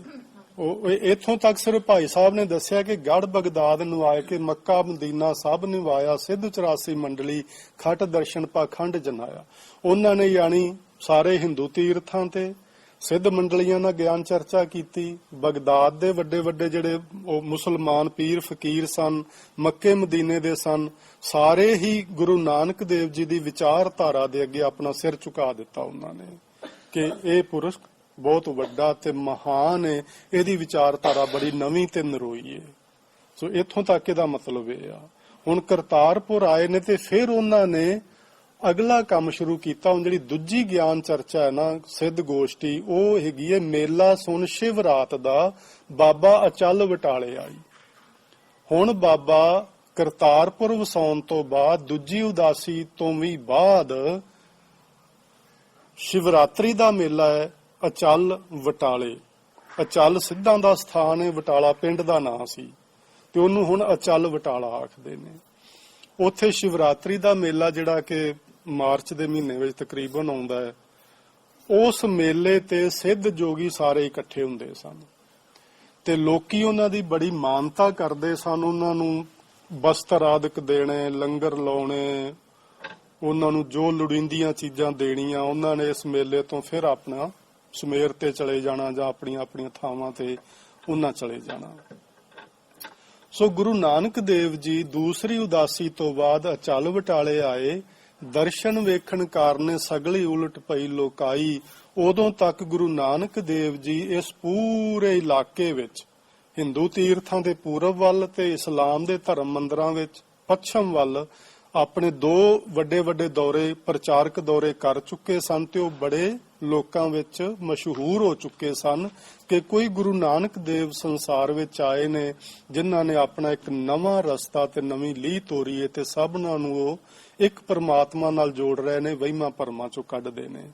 ਉਹਨਾਂ ਗੁਰੂ ਨਾਨਕ ਦੇਵ ਜੀ ਦੇ ਦਰਸ਼ਨ ਕਰਨ ਵਾਸਤੇ ਸਾਰੀ ਮਾਨੋ ਲੁਕਾਈ ਹੀ ਉਲਟ ਪਈ। ਇੰਨੀ ਦੁਨੀਆ, ਇੰਨੀ ਖਲਕਤ ਉਸ ਮੇਲੇ ਤੇ ਇਕੱਠੀ ਹੋਈ, ਲੱਖਾਂ ਵਿੱਚ ਲੋਕ ਇਕੱਠੇ ਹੋਏ। ਹੁਣ ਉਸ ਮੇਲੇ ਤੇ ਗੁਰੂ ਨਾਨਕ ਦੇਵ ਮਹਾਰਾਜ ਪਹੁੰਚੇ ਨੇ ਤੇ ਇਸ ਮੇਲੇ ਵਿੱਚ ਵੀ ਹੁਣ ਗਿਆਨ ਚਰਚਾ ਹੋਣੀ ਹੈ। ਇੱਕ ਗਿਆਨ ਚਰਚਾ ਹੋਈ ਸੁਮੇਰ ਤੇ, ਦੂਜੀ ਗਿਆਨ ਚਰਚਾ ਹੁਣ ਹੋਏਗੀ ਅਚਲ ਬਟਾਲੇ। ਹੁਣ ਇੰਨੀ ਭਾਰੀ ਸੰਗਤ ਗੁਰੂ ਨਾਨਕ ਦੇਵ ਜੀ ਦੇ ਦਰਸ਼ਨ ਕਰਨ ਲਈ ਪਹੁੰਚ ਗਈ, ਉਹਨਾਂ ਦੇ ਚਰਨਾਂ ਤੇ ਸੀਸ ਝੁਕਾਉਂਦੀ ਏ। ਜੋਗੀਆਂ ਸਿੱਧਾ ਨਾਥਾਂ ਨੂੰ ਇਹ ਗੱਲ ਚੰਗੀ ਨਾ ਲੱਗੀ। ਉਹ ਏਡੇ ਏਡੇ ਵੱਡੇ ਮਹਾਨ ਪੁਰਸ਼, ਇੰਨੀਆਂ ਲੰਮੀਆਂ ਉਮਰਾਂ ਵਾਲੇ, ਇੰਨੇ ਜਪੀ ਤਪੀ, ਇੰਨੇ ਉਹਨਾਂ ਨੇ ਆਸਨ ਲਗਾਏ ਨੇ, ਕੀ ਉਹਨਾਂ ਨੇ ਜੋਗ ਮਤ ਦੇ ਸਾਧਨ ਜਿਹੜੇ ਅਪਣਾ ਕੇ ਤੇ ਆਪਣੀ ਸਾਰੀ ਜ਼ਿੰਦਗੀ ਬਿਤਾਈ ਏ। ਉਹਨਾਂ ਨੂੰ ਕੋਈ ਪੁੱਛ ਨਹੀਂ ਰਿਹਾ ਤੇ ਉਧਰ ਇੱਕ ਸਾਹਮਣੇ ਇੱਕ ਕੱਲ ਦਾ ਉਹਨਾਂ ਦੇ ਮੁਤਾਬਕ ਕੱਲ ਦਾ ਬੱਚਾ ਆ ਕੇ ਬੈਠਾ ਤੇ ਪੂਰੀ ਦੁਨੀਆ ਉਹਦੇ ਦਰਸ਼ਨਾਂ ਵਾਸਤੇ ਉਧਰ ਉਲਟ ਕੇ ਪੈ ਗਈ ਏ। ਇਹ ਉਹਨਾਂ ਨੂੰ ਗੱਲ ਚੰਗੀ ਨਾ ਲੱਗੀ। ਹੁਣ ਭਾਈ ਸਾਹਿਬ ਕਹਿੰਦੇ ਨੇ ਖਾਦੀ ਖੁਨਸ ਜੋਗੇਸ਼ਰਾਂ ਗੋਸ਼ਟ ਕਰਨ ਸਭੇ ਉਠਿਆਈ। ਸਾਰੇ ਹੀ ਦੁਖੀ ਹੋ ਕੇ ਤੰਗ ਆ ਕੇ ਵੀ ਇਹ ਕੀ ਬਣਿਆ, ਇੱਕ ਛੋਟਾ ਜਿਹਾ ਬੱਚਾ ਤੇ ਉਧਰ ਸਾਰੀ ਦੁਨੀਆ ਚਲੀ ਗਈ, ਸਾਡੇ ਵੱਲ ਕੋਈ ਆਉਂਦਾ ਹੀ ਨਹੀਂ। ਤੇ ਉਹ ਹੁਣ ਗੋਸ਼ਟ ਕਰਨ ਲਈ ਸਾਰੇ ਉੱਠ ਕੇ ਗੁਰੂ ਨਾਨਕ ਦੇਵ ਜੀ ਕੋਲ ਆ ਗਏ ਨੇ। ਆ ਜਿਹੜਾ ਭੰਗਰ ਨਾਥ, ਇਹਦਾ ਨਾਂ ਗੁਰੂ ਜੀ ਨੇ ਸਿੱਧ ਗੋਸ਼ਟ ਵਿੱਚ ਵਰਤਿਆ ਹੋਇਆ ਹੈ। ਇੱਕ ਹੋਰ ਨਾਂ ਲੋਹਾ ਰੀਪਾ ਵਰਤਿਆ ਹੋਇਆ ਹੈ। ਬਾਕੀ ਬਹੁਤੇ ਨਾਂ ਗੁਰੂ ਨਾਨਕ ਦੇਵ ਜੀ ਨੇ ਉਸ ਬਾਣੀ ਵਿੱਚ ਨਹੀਂ ਵਰਤੇ ਹੋਏ। ਹੁਣ ਪੁੱਛੇ ਜੋਗੀ ਭੰਗਰ ਨਾਥ ਤੋਹੇ ਦੁੱਧ ਵਿੱਚ ਕਿਉਂ ਕਾਂਜੀ ਪਾਈ। ਹੁਣ ਉਹਦਾ ਇਹ ਸਵਾਲ ਹੈ ਗੁਰੂ ਨਾਨਕ ਦੇਵ ਜੀ ਨੂੰ ਕਿ ਤੁਸੀਂ ਉਦਾਸੀਆਂ ਵਾਲਾ ਭੇਖ ਕਿਉਂ ਉਤਾਰ ਦਿੱਤਾ। ਦੁੱਧ ਵਿੱਚ ਕਾਂਜੀ ਪਾਉਣ ਦਾ ਮਤਲਬ ਇਹ ਆ ਕਿ ਤੂੰ ਉਹ ਚੀਜ਼ ਦੁੱਧ ਵਿੱਚ ਪਾ ਦਿੱਤੀ ਹੈ ਜਿਹਦੇ ਨਾਲ ਦੁੱਧ ਫਟ ਜਾਏਗਾ, ਖਰਾਬ ਹੋ ਜਾਏਗਾ। ਹਨਾ ਵੀ ਤੂੰ ਚੰਗਾ ਭਲਾ ਇੱਕ ਸਾਧੂ ਸੰਤ ਸੈਂ, ਤੂੰ ਇੰਨੇ ਸੋਹਣੇ ਬਸਤਰ ਤੈਨੂੰ ਜੱਚਦੇ ਸੀ, ਲੰਮਾ ਚੋਲਾ ਹੁੰਦਾ ਸੀ, ਤੂੰ ਕੜਾਵਾਂ ਪਾਈਆਂ ਸਨ, ਉਹ ਸਾਰੇ ਕੱਪੜੇ ਉਤਾਰ ਕੇ ਹੁਣ ਤੂੰ ਗ੍ਰਸਤੀ ਜਿਹਾ ਲੱਗਦਾ ਪਿਆ, ਤੂੰ ਇਹ ਕਿਉਂ ਕੰਮ ਕੀਤਾ? ਤੇ ਉਹਦਾ ਅੱਗੇ ਗੱਲਬਾਤ ਦੇ ਵਿੱਚ ਕਹਿੰਦਾ, ਭੇਖ ਉਤਾਰ ਉਦਾਸ ਦਾ ਵੱਤ ਕਿਉਂ ਸੰਸਾਰੀ ਰੀਤ ਚਲਾਈ, ਵੀ ਤੂੰ ਉਦਾਸੀਆਂ ਵਾਲਾ ਬਾਣਾ ਉਤਾਰ ਕੇ ਆ ਸੰਸਾਰੀਆਂ ਵਾਲੇ ਕੱਪੜੇ ਕਿਉਂ ਪਾ ਲਏ ਨੇ? ਇਹ ਉਹਦਾ ਸਵਾਲ ਹੈ ਭੰਗਰਨਾਥ ਦਾ। ਨਾਨਕ ਆਖੇ ਭੰਗਰਨਾਥ ਤੇਰੀ ਮਾਂ ਕੁਚੱਜੀ ਆਈ। ਉੱਥੇ ਲਿਖਿਆ ਸੀ ਉਸ ਗੁਰਦੁਆਰੇ ਗਏ। ਹੁਣ ਮਾਂ ਕੁਚੱਜੀ ਕਿਵੇਂ ਆ? ਹਨਾ, ਇਹ ਗੱਲ ਸੁਣ ਕੇ ਉਹ ਤੜਫ ਉੱਠੇ ਵੀ ਇੱਕ ਤਰ੍ਹਾਂ ਦੀ ਇਹ ਵੱਡੀ ਗਾਲ ਉਹਨਾਂ ਨੂੰ, ਹਨਾ। ਪਰ ਸੀ ਇਹ ਕੀ ਵੀ ਗੁਰੂ ਜੀ ਕਹਿੰਦੇ ਨੇ ਵੀ ਤੇਰਾ ਗੁਰੂ ਨਹੀਂ ਤੈਨੂੰ ਠੀਕ ਮਿਲਿਆ। ਅਸਲ ਚ ਉਹਦੀ ਮਾਂ ਨੂੰ ਕੁਛ ਨਹੀਂ ਕਹਿ ਰਹੇ, ਉਹਦੇ ਗੁਰੂ ਨੂੰ ਕਹਿ ਰਹੇ ਨੇ ਵੀ ਤੇਰੇ ਗੁਰੂ ਨੇ ਤੈਨੂੰ ਠੀਕ ਸਿੱਖਿਆ ਹੀ ਨਹੀਂ ਦਿੱਤੀ। ਤੂੰ ਕਿਹੜਿਆਂ ਕੱਪੜਿਆਂ ਦੀ ਗੱਲ ਕਰਦਾ? ਕੱਪੜਿਆਂ ਨਾਲ ਥੋੜੀ ਕੋਈ ਭਗਤੀ ਹੁੰਦੀ ਹੈ, ਜਾਂ ਕੱਪੜਿਆਂ ਨਾਲ ਥੋੜੀ ਰੱਬ ਨੂੰ ਮਿਲੀਦਾ ਹੈ। ਬੰਦੇ ਦੇ ਕਰਮ ਵੇਖਣ ਵਾਲੀ ਗੱਲ ਹੁੰਦੀ। ਮੈਂ ਕਰਮ ਨਹੀਂ ਆਪਣੇ ਬਦਲੇ, ਮੈਂ ਕੱਪੜੇ ਬਦਲੇ ਨੇ ਸਿਰਫ। ਤੇ ਮੈਂ ਉਹਨਾਂ ਲੋਕਾਂ ਵਿੱਚ ਰਹਿਣਾ ਚਾਹ ਰਿਹਾ ਜਿਹੜੇ ਲੋਕ ਦੁਖੀ ਨੇ, ਤੇ ਉਹਨਾਂ ਵਰਗਾ ਬਣ ਕੇ ਉਹਨਾਂ ਨੂੰ ਮੈਂ ਸੁੱਖ ਦੇ ਘਰ ਵਿੱਚ ਪਹੁੰਚਾਉਣਾ ਚਾਹੁੰਦਾ। ਤੁਸੀਂ ਛੱਡ ਕੇ ਇੱਥੇ ਠੰਡੀਆਂ ਥਾਵਾਂ ਤੇ ਆ ਕੇ ਲੁੱਕ ਕੇ ਬੈਠੇ ਹੋ, ਹਨਾ। ਇਹ ਗੱਲ ਆਖੀ ਕਿ ਤੇਰੀ ਮਾਂ ਕੁਚੱਜੀ ਆਈ, ਭਾਂਡਾ ਧੋਏ ਨਾ ਜਾਤਿਉਨ ਭਾਏ ਕੁਚੱਜੇ ਫੁੱਲ ਸੜਾਈ, ਹੋਏ ਅਤੀਤ ਗ੍ਰਸਤ ਅੱਜ ਫਿਰ ਉਹਨੂੰ ਕੇ ਘਰ ਮੰਗਣ ਜਾਈ। ਤੁਸੀਂ ਆਪਣੇ ਆਪ ਨੂੰ ਉਦਾਸੀ ਸਮਝਦੇ ਹੋ, ਆਪਣੇ ਆਪ ਨੂੰ ਅਤੀਤ ਤੇ ਵੈਰਾਗੀ ਸਮਝਦੇ ਹੋ, ਪੁੱਗੇ ਹੋਏ ਸਿੱਧ ਸਮਝਦੇ ਹੋ। ਜਦੋਂ ਤੁਹਾਨੂੰ ਜ਼ਰੂਰਤ ਪੈਂਦੀ ਫਿਰ ਉਹਨਾਂ ਦੇ ਘਰਾਂ 'ਚ ਤੁਸੀਂ ਮੰਗਣ ਜਾਂਦੇ ਹੋ। ਆਹ ਖਰੀਆਂ ਗੱਲਾਂ ਗੁਰੂ ਨਾਨਕ ਦੇਵ ਜੀ ਨੇ ਸੁਣ ਕੇ ਉਹ ਲੋਹੇ ਲਾਖੇ ਹੋ ਗਏ, ਯਾਨੀ ਗੁੱਸੇ ਵਿੱਚ ਇੰਨੇ। ਤੇ ਫਿਰ ਉਹਨਾਂ ਕੀਤਾ ਕੀ? ਭਾਈ ਸਾਹਿਬ ਕਹਿੰਦੇ, ਇਹ ਸੁਣ ਬਚਨ ਜੋਗੀਸਰਾ ਮਾਰ ਕਿਲਕ ਬਹੁ ਰੂਪ ਉਠਾਈ। ਕਲਕਾਰੀਆਂ ਮਾਰੀਆਂ ਉਹਨਾਂ ਨੇ, ਉੱਚੀ ਉੱਚੀ ਕੂਕਾਂ, ਜਿਵੇਂ ਜਕਾਰੇ ਛੱਡ ਦਿੱਤੇ ਵੀ ਫੜ ਲੋ ਗਈ। ਇੰਨਾ ਸ਼ੋਰ ਮਚਾਇਆ ਉਹਨਾਂ ਨੇ। ਤੇ ਸ਼ੋਰ ਮਚਾ ਕੇ ਕੀਤਾ ਕੀ? ਰੂਪ ਵਟਾਇਆ ਜੋਗੀਆਂ ਸਿੰਘ ਬਾਗ ਬਹੁ ਚਲਤ ਦਿਖਾਈ। ਕੋਈ ਕਿਸੇ ਨੇ ਸ਼ੇਰ ਦਾ ਰੂਪ ਧਾਰਨ ਕਰ ਲਿਆ, ਕਿਸੇ ਨੇ ਬਘਿਆੜ ਦਾ ਰੂਪ ਧਾਰਨ ਕਰ ਲਿਆ। ਇੱਕ ਪਰ ਕਰਕੇ ਉੱਡਰਨ ਪੰਖੀ ਜਿਵੇਂ ਰਹੇ ਲੀਲਾਈ, ਜਿਵੇਂ ਪੰਖੀ ਆਕਾਸ਼ ਵਿੱਚ ਉੱਡਦੇ ਨੇ, ਇਸ ਤਰ੍ਹਾਂ ਖੰਭ ਮਾਰ ਕੇ ਉਹ ਜੋਗੀ ਉੱਡਣ ਲੱਗ ਪਏ ਆਕਾਸ਼ ਵਿੱਚ। ਵੇਖੋ ਭਾਈ ਸਾਹਿਬ ਨੇ ਉਹਨਾਂ ਦੀਆਂ ਕਰਾਮਾਤਾਂ ਲਿਖੀਆਂ ਨੇ। ਇੱਕ ਨਾਗ ਹੋਏ ਪਵਨ ਛੋੜ, ਇੱਕ ਨਾ ਵਰਖਾ ਅਗਨ ਵਸਾਈ। ਇੱਕ ਸੱਪਾਂ ਵਰਗੇ ਬਣ ਗਿਆ ਤੇ ਫੁਨਕਾਰੇ ਮਾਰਨ ਲੱਗ ਪਏ ਗੁਰੂ ਨਾਨਕ ਦੇਵ ਵੱਲ ਵੀ, ਤੂੰ ਸਾੜ ਦਿਆਂਗੇ, ਜਿਵੇਂ ਫਣੀਅਰ ਸੱਪ ਨਹੀਂ ਫੂਕਾ ਮਾਰਦਾ, ਇਸ ਤਰ੍ਹਾਂ। ਤੇ ਕਿਸੇ ਨੇ ਆਕਾਸ਼ ਵਿੱਚ ਚੜ ਕੇ ਉਤੋਂ ਅੱਗ ਦੀ ਵਰਖਾ ਕੀਤੀ। ਭੰਗਰਨਾਥ ਬੜਾ ਔਂਤਰੀ ਕਿਸਮ ਦਾ ਬੰਦਾ ਸੀ। ਤਾਰੇ ਤੋੜੇ ਭੰਗਰਨਾਥ, ਇੱਕ ਚੜ ਮਿਰਗਾਨੀ ਜਲ ਤਰ ਜਾਈ। ਉੱਥੇ ਸਰੋਵਰ ਬਹੁਤ ਵੱਡਾ ਅੱਜ ਵੀ, ਉੱਥੇ ਚੱਲ ਬਟਾਲੇ, ਉਹਦੇ ਵਿੱਚ ਆਪਣੀ ਉਹ ਮਿਰਗਾਨੀ ਜੀ ਦੇ ਉੱਤੇ ਬਹਿੰਦੇ ਸੀ ਨਾ, ਆਸਣ ਲਗਾ ਕੇ, ਉਹ ਪਾਣੀ ਉੱਤੇ ਸੁੱਟ ਕੇ ਉਹਦੇ ਉੱਤੇ ਬਹਿ ਕੇ ਤਰਨ ਲੱਗ ਪਏ ਕਈ ਜਣੇ। ਤੇ ਕੋਈ ਆਕਾਸ਼ ਨੂੰ ਚੜ ਗਿਆ, ਉਹ ਨਾਨਕ ਮਤੇ, ਇੱਥੇ ਨਹੀਂ ਉਹ। ਸੋ ਆਹ ਸਾਰਾ ਕੁਝ ਗੁਰੂ ਨਾਨਕ ਦੇਵ ਮਹਾਰਾਜ ਦੇ ਸਾਹਮਣੇ ਸਿੱਧਾ ਨੇ ਕੀਤਾ। ਪਰ ਗੁਰੂ ਨਾਨਕ ਦੇਵ ਜੀ ਬਿਲਕੁਲ ਸ਼ਾਂਤ ਚਿੱਤ ਬੈਠੇ ਰਹੇ। ਨਾ ਉਹਨਾਂ ਨੂੰ ਕੋਈ ਮੰਦਾ ਆਖਿਆ, ਨਾ ਚੰਗਾ ਆਖਿਆ, ਕੁਛ ਨਹੀਂ ਆਖਿਆ। ਪਰ ਭਾਈ ਸਾਹਿਬ ਕਹਿੰਦੇ ਨੇ, ਆ ਸਭ ਕੁਝ ਕਰਨ ਦੇ ਨਾਲ ਸਿੱਧਾ ਅਗਨ ਨਾ ਬੁਝੇ ਬੁਝਾਈ। ਸਿੱਧਾਂ ਦੇ ਮਨ ਵਿੱਚ ਜਿਹੜੀ ਅੱਗ ਲੱਗੀ ਹੈ ਨਾ, ਈਰਖਾ ਦੀ, ਆਹ ਸਭ ਕੁਝ ਕਰਨ ਦੇ ਬਾਵਜੂਦ ਵੀ ਨਹੀਂ ਬੁਝ ਰਹੀ। ਪਰ ਇਸ ਸਭ ਕਾਸੇ ਦੇ ਵਿੱਚ ਗੁਰੂ ਨਾਨਕ ਦੇਵ ਸ਼ਾਂਤ ਬੈਠੇ ਨੇ, ਬਿਲਕੁਲ ਅਡੋਲ ਬੈਠੇ ਹੋਏ ਨੇ। ਸੋ ਇਹ ਭਾਈ ਸਾਹਿਬ ਨੇ ਸਾਨੂੰ ਦੱਸਿਆ। ਹੁਣ ਪਹਿਲੀ ਵਾਰ ਦੀ ਹੀ 42ਵੀਂ ਪੌੜੀ ਵਿੱਚ ਉਹਨਾਂ ਨੇ ਜਦੋਂ ਇਹ ਸਾਰੀਆਂ ਕਰਾਮਾਤਾਂ ਦਿਖਾਈਆਂ, ਇੰਨਾ ਜੋਸ਼, ਇੰਨਾ ਗੁੱਸਾ, ਅੱਗਾਂ ਭਰਾਈਆਂ ਉਹਨਾਂ ਨੇ। ਤੇ ਜਦੋਂ ਗੁਰੂ ਨਾਨਕ ਦੇਵ ਬੜੇ ਸ਼ਾਂਤ ਸੁਭਾਅ 'ਚ ਬੈਠੇ ਰਹੇ ਨੇ, ਉਹਨਾਂ ਨੂੰ ਜਰਾ ਜਿੰਨਾ ਵੀ ਉਹ ਤਪਾ ਨਹੀਂ ਸਕੇ। ਤੇ ਫਿਰ ਉਹ ਸਾਰਾ ਕੁਝ ਕਰਨ ਕਰਾਉਣ ਤੋਂ ਬਾਅਦ ਠੰਡੇ ਹੋ ਗਏ ਨਾ, ਵੀ ਹੁਣ ਕੀ ਕਰੀਏ, ਗੱਲ ਸਾਡੀ ਬਣੀ ਨਹੀਂ ਜੋ ਅਸੀਂ ਕਰਨਾ ਚਾਹ ਰਹੇ ਸਾਂ। ਤੇ ਹੁਣ ਐਨ ਸ਼ਾਂਤ ਚਿੱਤ ਬਹਿ ਕੇ ਆਂਦੇ ਨੇ, ਸਿੱਧ ਬੋਲੇ ਸੁਣ ਨਾਨਕਾ ਤੋਹੇ ਜੱਗ ਨੂੰ ਕਿਆ ਕਰਾਮਾਤ ਦਿਖਲਾਈ। ਗੁਰੂ ਨਾਨਕ ਕੀ ਕੀਤਾ ਹੈ ਤੂੰ? ਸਾਰਾ ਸੰਸਾਰ ਤੇਰੇ ਚਰਨੀ ਪੈਂਦਾ ਪਿਆ, ਅਸੀਂ ਕਿੰਨਾ ਕੁਝ ਕੀਤਾ, ਤੂੰ ਸ਼ਾਂਤ ਚਿੱਤ ਬੈਠਾ, ਤੇਰੇ ਤੇ ਜਰਾ ਜਿੰਨਾ ਕੋਈ ਅਸਰ ਨਹੀਂ ਹੋਇਆ। ਤੇਰੇ ਕੋਲੇ ਕਿਹੜੀ ਕਰਾਮਾਤ ਹੈ? ਸਾਨੂੰ ਵੀ ਸਿਖਾ ਇਹੋ ਜੀ ਕੋਈ ਕਰਾਮਾਤ। ਕੁਝ ਦਿਖਾਈ ਅਸਾਂ ਨੂੰ ਵੀ, ਤੂੰ ਕਿਉਂ ਢਿੱਲਾ ਜਿਹੀ ਲਾਈ। ਅਸੀਂ ਤੈਨੂੰ ਕਹਿ ਰਹੇ, ਸਾਨੂੰ ਵੀ ਵਿਖਾ ਕੋਈ ਕਰਾਮਾਤ। ਢਿੱਲ ਕਿਉਂ ਕਰਦਾ ਹੈ, ਸਾਨੂੰ ਵੀ ਦੱਸ। ਅਗਲੀ ਵਾਰ ਪੌੜੀ ਵਿੱਚ ਬਾਬਾ ਬੋਲੇ ਨਾਥ ਜੀ ਸ਼ਬਦ ਸੁਣੋ ਸੱਚ ਮੁਖੋਂ ਅਲਾਈ। ਬਾਬਾ ਗੁਰੂ ਨਾਨਕ ਦੇਵ ਜੀ ਬੋਲੇ, ਐ ਨਾਥ ਜੀ ਗੁਰੂ ਦਾ ਹੁਕਮ ਸੁਣੋ, ਗੁਰੂ ਦਾ ਸ਼ਬਦ ਸੁਣੋ, ਸੱਚ ਨੂੰ ਅਮਲ ਵਿੱਚ ਲਿਆਓ। ਆ ਜੋ ਕੁਝ ਤੁਸੀਂ ਪੈ ਕਰਦੇ ਹੋ ਇਹ ਤੇ ਬੱਚਿਆਂ ਵਾਲੀਆਂ ਖੇਡਾਂ ਨੇ ਤੇ ਜਾਦੂਗਰਾਂ ਵਾਲੀਆਂ ਖੇਡਾਂ ਨੇ, ਇਹਨਾਂ ਦੀ ਜ਼ਰੂਰਤ ਨਹੀਂ। ਧਰਮੀ ਬੰਦਿਆਂ ਨੂੰ ਸ਼ੋਭਾ ਨਹੀਂ ਪਾਉਂਦੀਆਂ ਇਹ ਚੀਜ਼ਾਂ, ਹਨਾ। ਬਾਝੋਂ ਸੱਚੇ ਨਾਮ ਦੇ ਹੋਰ ਕਰਾਮਾਤ ਅਸਾਥੇ ਨਹੀਂ, ਮੇਰੇ ਕੋਲ ਸੱਚੇ ਨਾਮ ਤੋਂ ਪਰੇ ਹੋਰ ਕੋਈ ਕਰਾਮਾਤ ਨਹੀਂ। ਜੇ ਤੁਸੀਂ ਵੀ ਸਿੱਖਣੀ ਹੈ ਕਰਾਮਾਤ ਤੇ ਸੱਚਾ ਨਾਮ ਸਿੱਖੋ। ਜੋਗੀਆਂ ਨੂੰ ਕਹਿ ਰਹੇ ਨੇ ਵੀ ਸੱਚੇ ਸ਼ਬਦ ਨਾਲ ਜੁੜੋ, ਸੱਚੇ ਨਾਮ ਨਾਲ ਜੁੜੋ। ਆ ਜਿਹੜੀਆਂ ਕਰਾਮਾਤਾਂ ਲੋਕਾਂ ਨੂੰ ਵਿਖਾ ਕੇ ਤੁਸੀਂ ਪਿੱਛੇ ਲਾਈ ਫਿਰਦੇ ਹੋ, ਇਹਨਾਂ ਦੇ ਨਾਲ ਨਾ ਤੁਹਾਡਾ ਕੁਝ ਸੰਵਰਨਾ ਹੈ ਤੇ ਨਾ ਤੁਹਾਡੇ ਜਿਹੜੇ ਪਿੱਛੇ ਲੱਖਾਂ ਲੋਕ ਲੱਗੇ ਨੇ ਇਹਨਾਂ ਦਾ ਸੰਵਰਨਾ ਹੈ। ਆਪ ਵੀ ਨਾਮ ਨਾਲ ਜੁੜੋ ਤੇ ਦੂਜਿਆਂ ਨੂੰ ਵੀ ਸੱਚੇ ਵਾਹਿਗੁਰੂ ਦੇ ਨਾਮ ਨਾਲ ਲੋਕਾਂ ਨੂੰ ਜੋੜੋ। ਤੁਹਾਡਾ ਵੀ ਭਲਾ ਹੋਏਗਾ, ਇਹਨਾਂ ਦਾ ਵੀ ਭਲਾ ਹੋਏਗਾ। ਸੋ ਗੁਰੂ ਨਾਨਕ ਦੇਵ ਜੀ ਸ਼ਾਂਤ ਚਿੱਤ ਉੱਥੇ ਸਿੱਧਾਂ ਨਾਲ ਇਹ ਗੱਲਬਾਤ ਕਰਦੇ ਨੇ। ਉਹਦਾ ਜ਼ਿਕਰ ਹੁਣ ਭਾਈ ਗੁਰਦਾਸ ਜੀ ਨੇ ਪੌੜੀ ਨੰਬਰ 44 ਵਿੱਚ ਕੀਤਾ ਹੈ ਕਿ ਬਾਬੇ ਕੀਤੀ ਸਿੱਧ ਗੋਸ਼ਟ, ਸ਼ਬਦ ਸ਼ਾਂਤ ਸਿੱਧਾਂ ਵਿੱਚ ਆਈ। ਉਹਨਾਂ ਵਿੱਚ ਵੀ ਥੋੜੀ ਸ਼ਾਂਤੀ ਆਈ ਜਦੋਂ ਉਹਨਾਂ ਦੇ ਨਾਲ ਸਿੱਧ ਗੋਸ਼ਟ ਹੋਈ, ਵਿਚਾਰ ਵਟਾਂਦਰਾ ਹੋਇਆ। ਸੋ ਪਹਿਲੀ ਗੱਲ ਸੀ ਸੁਮੇਰ ਤੇ ਗੱਲਬਾਤ ਹੋਈ ਸਿੱਧਾਂ ਨਾਲ, ਦੂਜੀ ਇਹ ਹੁਣ ਅਚਲ ਵਟਾਲੇ ਹੋਈ ਹੈ। ਹੁਣ ਅੱਗੇ ਭਾਈ ਸਾਹਿਬ ਨੇ ਤੀਜੀ ਦੱਸਣੀ ਵੀ ਫਿਰ ਤੀਜੀ ਥਾਂ ਕਿੱਥੇ ਹੋਈ। ਹੁਣ ਜਿਨ ਮੇਲਾ ਸ਼ਿਵਰਾਤ ਦਾ ਖਟ ਦਰਸ਼ਨ ਆਦੇਸ਼ ਕਰਾਈ, ਮੇਲਾ ਨਿਬੜ ਗਿਆ। ਗੁਰੂ ਨਾਨਕ ਦੇਵ ਮਹਾਰਾਜ ਦੀ ਉੱਥੇ ਜਿਵੇਂ ਬੜੀ ਵਡਿਆਈ ਹੋਈ, ਸਿੱਧਾਂ ਨੂੰ ਵੀ ਥੋੜੀ ਸ਼ਾਂਤੀ ਮਿਲੀ ਗੁਰੂ ਜੀ ਦੇ ਨਾਲ ਬਚਨ ਬਿਲਾਸ ਕਰਕੇ। ਤੇ ਮੇਲਿਓਂ ਬਾਬਾ ਉੱਠਿਆ, ਮੁਲਤਾਨੇ ਦੀ ਜ਼ਿਆਰਤ ਜਾਈ। ਹੁਣ ਇਹ ਤੀਜੀ ਉਦਾਸੀ ਸ਼ੁਰੂ ਹੋਣੀ ਹੈ। ਮੇਲਿਓਂ ਉੱਠੇ ਬਾਬਾ ਜੀ ਅਚਲ ਬਟਾਲੇ ਤੋਂ, ਫਿਰ ਘਰ ਚਲੇ ਗਏ। ਕੁਝ ਸਮਾਂ ਘਰੇ ਠਹਿਰੇ ਤੇ ਫਿਰ ਉਹਨਾਂ ਨੇ ਹੁਣ ਮੁਲਤਾਨ ਦੀ ਜ਼ਿਆਰਤ ਯਾਤਰਾ, ਇਹ ਤੀਜੀ ਉਦਾਸੀ ਹੈ ਗੁਰੂ ਨਾਨਕ ਦੇਵ ਜੀ ਦੀ।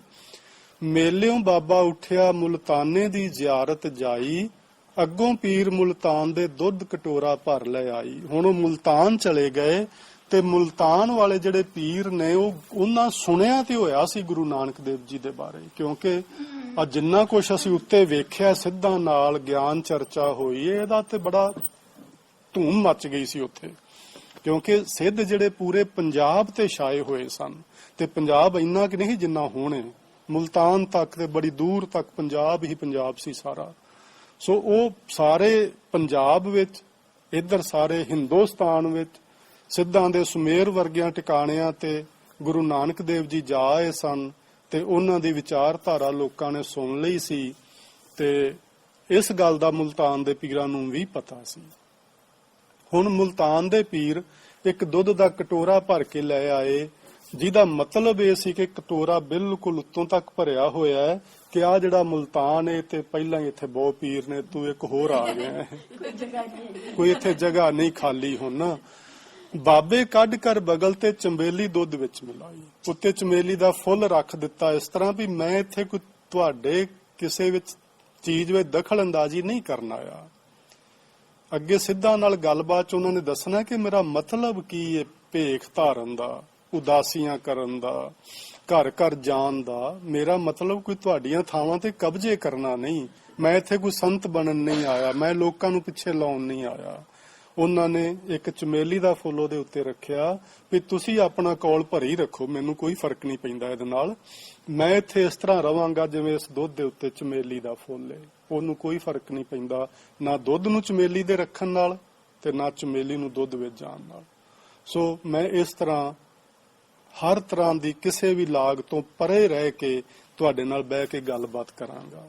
ਜਿਉਂ ਸਾਗਰ ਵਿੱਚ ਗੰਗ ਸਮਾਈ, ਜਿਵੇਂ ਗੰਗਾ ਸਾਗਰ ਵਿੱਚ ਸਮਾ ਜਾਂਦੀ ਏ, ਸਾਗਰ ਦਾ ਨਾ ਕੁਝ ਵੱਧਦਾ ਹੈ ਨਾ ਘਟਦਾ, ਨਾ ਕੋਈ ਗੰਗਾ ਨੂੰ ਫਰਕ ਪੈਂਦਾ ਹੈ, ਪਰ ਉਹ ਦੋਵੇਂ ਇੱਕ ਰੂਪ ਹੋ ਜਾਂਦੇ ਨੇ। ਸੋ ਮੈਂ ਇਸ ਤਰ੍ਹਾਂ ਰਵਾਂਗਾ। ਇੱਥੋਂ ਹੁਣ ਤੀਜੀ ਉਦਾਸੀ ਸ਼ੁਰੂ ਹੋਈ ਗੁਰੂ ਨਾਨਕ ਦੇਵ ਜੀ ਦੀ। ਤੇ ਤੀਜੀ ਉਦਾਸੀ ਤੇ ਕੀ ਹੋਇਆ? ਜ਼ਿਆਰਤ ਕਰ ਮੁਲਤਾਨ ਦੀ, ਫਿਰ ਕਰਤਾਰਪੁਰੇ ਨੂੰ ਆਇਆ। ਹੁਣ ਕਰਤਾਰਪੁਰ ਨੂੰ ਜਦੋਂ ਗੁਰੂ ਨਾਨਕ ਦੇਵ ਜੀ ਆਏ ਨੇ ਤੇ ਵਿਦਵਾਨਾਂ ਦਾ ਵਿਚਾਰ ਏ ਕਿ ਗੁਰੂ ਨਾਨਕ ਦੇਵ ਜੀ ਪਿਸ਼ਾਵਰ ਗਏ। ਉੱਥੇ ਇੱਕ ਜਗ੍ਹਾ ਬਣੀ ਹੋਈ ਏ ਜਿਸ ਨੂੰ ਅੱਜ ਕੱਲ ਗੋਰਖ ਹਟੜੀ ਆਖਦੇ ਨੇ। ਗੋਰਖ ਦਾ ਥਾਂ ਹੈ ਉਹਨੂੰ ਆਖਦੇ ਨੇ ਗੋਰਖ ਹੱਟੜੀ। ਉੱਥੇ ਗੁਰੂ ਨਾਨਕ ਦੇਵ ਜੀ ਗਏ ਤੇ ਉੱਥੇ ਵੀ ਸਿੱਧਾਂ ਦੇ ਨਾਲ ਗੁਰੂ ਨਾਨਕ ਦੇਵ ਜੀ ਦੀ ਗੱਲਬਾਤ ਹੋਈ। ਜ਼ਿਆਰਤ ਕਰ ਮੁਲਤਾਨ ਦੀ, ਫਿਰ ਕਰਤਾਰਪੁਰੇ ਨੂੰ ਆਇਆ। ਚੜੇ ਸਵਾਈ ਦਹਿ ਦਹੀ ਕਲਯੁਗ ਨਾਨਕ ਨਾਮ ਧਿਆਇਆ। ਤੇ ਅਖੀਰ ਤੇ ਮਾਰਿਆ ਸਿੱਕਾ ਜਗਤ ਵਿੱਚ ਨਾਨਕ ਨਿਰਮਲ ਪੰਥ ਚਲਾਇਆ। ਗੁਰੂ ਨਾਨਕ ਦੇਵ ਜੀ ਨੇ ਆਪਣਾ ਇੱਕ ਨਿਰਾਲਾ ਰਸਤਾ ਜੋ ਵਾਹਿਗੁਰੂ ਜੀ ਦੇ ਘਰ ਨੂੰ ਜਾਂਦਾ ਹੈ ਉਹ ਤੋਰਿਆ। ਥਾਪਿਆ ਲਹਿਣਾ ਜੀਵਨ ਦੇ, ਗੁਰਿਆਈ ਸਿਰ ਛਤਰ ਫਿਰਾਇਆ। ਇਸੇ ਹੀ ਕਰਤਾਰਪੁਰ ਵਿੱਚ ਗੁਰੂ ਨਾਨਕ ਦੇਵ ਜੀ ਨੇ ਭਾਈ ਲਹਿਣਾ ਜੀ ਨੂੰ ਆਪਣੀ ਥਾਂ ਤੇ ਚੁਣਿਆ ਤੇ ਗੁਰਿਆਈ ਦਾ ਜਿਹੜਾ ਛਤਰ ਸੀ ਉਹਨਾਂ ਦੇ ਸਿਰ ਤੇ ਰੱਖਿਆ। ਜੋਤੀ ਜੋਤ ਮਿਲਾਇ ਕੇ ਸਤਿਗੁਰੂ ਨਾਨਕ ਰੂਪ ਵਟਾਇਆ। ਗੁਰੂ ਨਾਨਕ ਦੇਵ ਜੀ ਨੇ ਇਹ ਆਪਣਾ ਰੂਪ ਹੁਣ ਭਾਈ ਲਹਿਣਾ ਜੀ ਵਾਲਾ ਵਟਾ ਲਿਆ, ਕਰ ਲਿਆ। ਸੋ ਇੱਥੋਂ ਤੱਕ ਸੀ ਜੋ ਗੁਰੂ ਨਾਨਕ ਦੇਵ ਜੀ ਦਾ ਸੰਖੇਪ ਜਿਹਾ ਇਤਿਹਾਸ ਭਾਈ ਗੁਰਦਾਸ ਜੀ ਨੇ ਵਰਣਨ ਕੀਤਾ ਹੈ। ਸੋ ਦਾ ਮਤਲਬ ਹੈ ਪਹਿਲਾਂ ਸੁਮੇਰ ਪਰਬਤ ਤੇ ਗੁਰੂ ਜੀ ਗਏ, ਅਚਲ ਵਿਟਾਲੇ ਗਏ ਸ਼ਿਵਰਾਤਰੀ ਦੇ ਮੇਲੇ ਤੇ, ਮੁਲਤਾਨ ਵਿੱਚ ਗੋਰਖ ਹੱਟੜੀ ਤੇ ਗਏ ਤੇ ਗੋਰਖ ਮਤੇ ਵੀ ਗਏ, ਜਿਹੜਾ ਅੱਜ ਕੱਲ ਯੂਪੀ ਵਿੱਚ ਉਸ ਨੂੰ ਅੱਜ ਕੱਲ ਨਾਨਕ ਮਤਾ ਆਖਦੇ ਨੇ। ਉੱਥੇ ਵੀ ਸਿੱਧਾਂ ਦੇ ਨਾਲ ਗਿਆਨ ਚਰਚਾ ਹੋਈ ਹੈ। ਸੋ ਇਹ 4 ਥਾਵਾਂ ਨੇ ਜਿੱਥੇ ਜਿੱਥੇ ਗੁਰੂ ਨਾਨਕ ਦੇਵ ਮਹਾਰਾਜ ਦੀ ਗਿਆਨ ਚਰਚਾ ਜਾਂ ਵਿਚਾਰ ਗੋਸ਼ਟੀ ਇਹਨਾਂ ਸਿੱਧਾਂ ਜੋਗੀਆਂ ਦੇ ਨਾਲ ਹੋਈ ਹੈ। ਸੋ ਕਈਆਂ ਨੇ ਸਿਰਫ ਉਤਲੇ 2 ਥਾਂ ਹੀ ਆਖੇ ਨੇ ਵੀ ਸੁਮੇਰ ਪਰਬਤ ਤੇ ਅਚਲ ਵਿਟਾਲੇ ਹੋਈ ਗੋਸ਼ਟੀ, ਕਈਆਂ ਨੇ ਨਾਲ ਤੀਜਾ ਮੁਲਤਾਨ ਵਾਲਾ ਗੋਰਖ ਹੱਟੜੀ ਜੋੜਿਆ ਹੋਇਆ ਹੈ ਤੇ ਕਈਆਂ ਨੇ ਨਾਲ ਨਾਨਕ ਮਤਾ ਜਾਂ ਗੋਰਖ ਮਤਾ ਵੀ ਲਗਾਇਆ ਹੋਇਆ ਹੈ। ਪਰ ਇਹ ਗੱਲ ਸਪਸ਼ਟ ਹੈ ਕਿ ਇਹਨਾਂ 4 ਹੀ ਥਾਵਾਂ ਤੇ ਗੁਰੂ ਨਾਨਕ ਦੇਵ ਜੀ ਦੀ ਵਿਚਾਰ ਇਹਨਾਂ ਸਿੱਧਾਂ ਜੋਗੀਆਂ ਨਾਲ ਹੋਈ ਹੈ। ਗੋਰਖ ਮਤਾ ਦਾ ਭਾਈ ਗੁਰਦਾਸ ਜੀ ਨੇ ਨਹੀਂ ਲਿਖਿਆ, ਨਹੀਂ, ਉਹਨਾਂ ਨੇ ਜ਼ਿਕਰ ਨਹੀਂ ਕੀਤਾ ਨਾ। ਉਹਨਾਂ ਨੇ ਗੋਰਖ ਹੱਟੜੀ ਦਾ ਵੀ ਨਹੀਂ ਕੀਤਾ, ਪਰ ਉਹਨਾਂ ਨੇ ਉਹ ਜ਼ਰੂਰ ਕੀਤਾ ਕਿ ਜਦੋਂ ਮੁਲਤਾਨ ਨੂੰ ਗਏ ਨੇ ਤਾਂ ਉੱਥੇ ਉਹਨਾਂ ਨੂੰ ਸਿੱਧ ਜੋਗੀ ਵੀ ਮਿਲੇ ਨੇ। ਸੋ ਜਿਹੜਾ ਉਹਨਾਂ ਨੇ ਖੁੱਲ ਕੇ ਜ਼ਿਕਰ ਕੀਤਾ ਉਹ ਪਹਿਲੀਆਂ 2 ਥਾਵਾਂ ਦਾ, ਸੁਮੇਰ ਪਰਬਤ ਦਾ ਤੇ ਅਚਲ ਵਿਟਾਲੇ ਦਾ। ਤੇ ਕਈ ਵਾਰੀ ਇਸ ਤਰ੍ਹਾਂ ਵੀ ਵਿਦਵਾਨ ਸੋਚਦੇ ਨੇ ਕਿ ਜਿਹੜੀਆਂ ਉਹਨਾਂ ਦੀਆਂ ਖਾਸ ਵਿਚਾਰ ਵਟਾਂਦਰੇ ਵੱਡੇ ਜੋਗੀਆਂ ਨਾਲ ਹੋਏ ਨੇ, ਜਿਵੇਂ ਭੰਗਰਨਾਥ, ਲੋਹਾ ਰੀਪਾ ਤੇ ਗੋਰਖ ਦੇ ਹੋਰ ਚੇਲਿਆਂ ਦੇ ਨਾਲ, ਉਹਨਾਂ ਦਾ ਜ਼ਿਕਰ ਭਾਈ ਸਾਹਿਬ ਨੇ ਕੀਤਾ ਹੈ।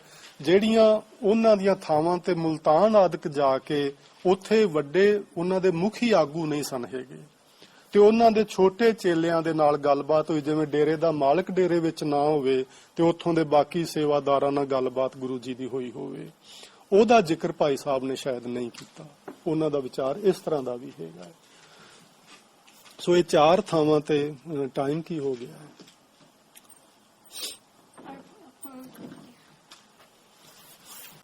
ਚਲੋ 15 ਕੁ ਮਿੰਟ ਆਪਾਂ ਹੋਰ ਲਾ ਲਈਏ, ਫਿਰ ਆਪਾਂ ਫਤਿਹ ਕਰ ਦਿੰਦੇ ਹਾਂ।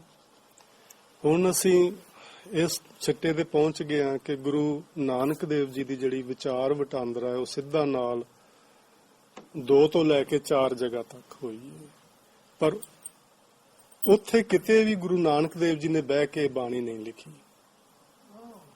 ਵਿਚਾਰ ਵਟਾਂਦਰਾ ਜਿਹੜਾ ਹੋਇਆ ਉਹਨਾਂ ਦਾ, ਹੋ ਸਕਦਾ ਉਹਨਾਂ ਨੇ ਨੋਟ ਕੀਤੇ ਹੋਣ ਸਵਾਲ ਜਵਾਬ ਸਾਰਾ ਕੁਝ, ਪਰ ਬਾਣੀ ਇਸ ਜਿਹੜੇ ਰੂਪ ਚ ਅੱਜ ਸਾਡੇ ਕੋਲੇ ਸਿੱਧ ਗੋਸ਼ਟੀ, ਇਹ 4 ਜਾਂ 2 ਗੋਸ਼ਟੀਆਂ ਤੋਂ ਬਾਅਦ ਵਿੱਚ ਗੁਰੂ ਨਾਨਕ ਦੇਵ ਜੀ ਨੇ ਕਿਤੇ ਬਿਲਕੁਲ ਇਕਾਂਤ ਵਿੱਚ ਬਹਿ ਕੇ ਉਹ ਸਾਰੇ ਨੂੰ ਬਾਣੀ ਦਾ ਰੂਪ ਦਿੱਤਾ।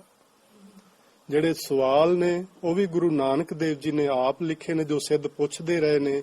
ਜਵਾਬ ਜੋ ਗੁਰੂ ਨਾਨਕ ਦੇਵ ਜੀ ਨੇ ਆਪ ਦਿੱਤੇ ਨੇ ਉਹ ਵੀ ਉਹਨਾਂ ਨੇ ਆਪ ਲਿਖੇ ਨੇ।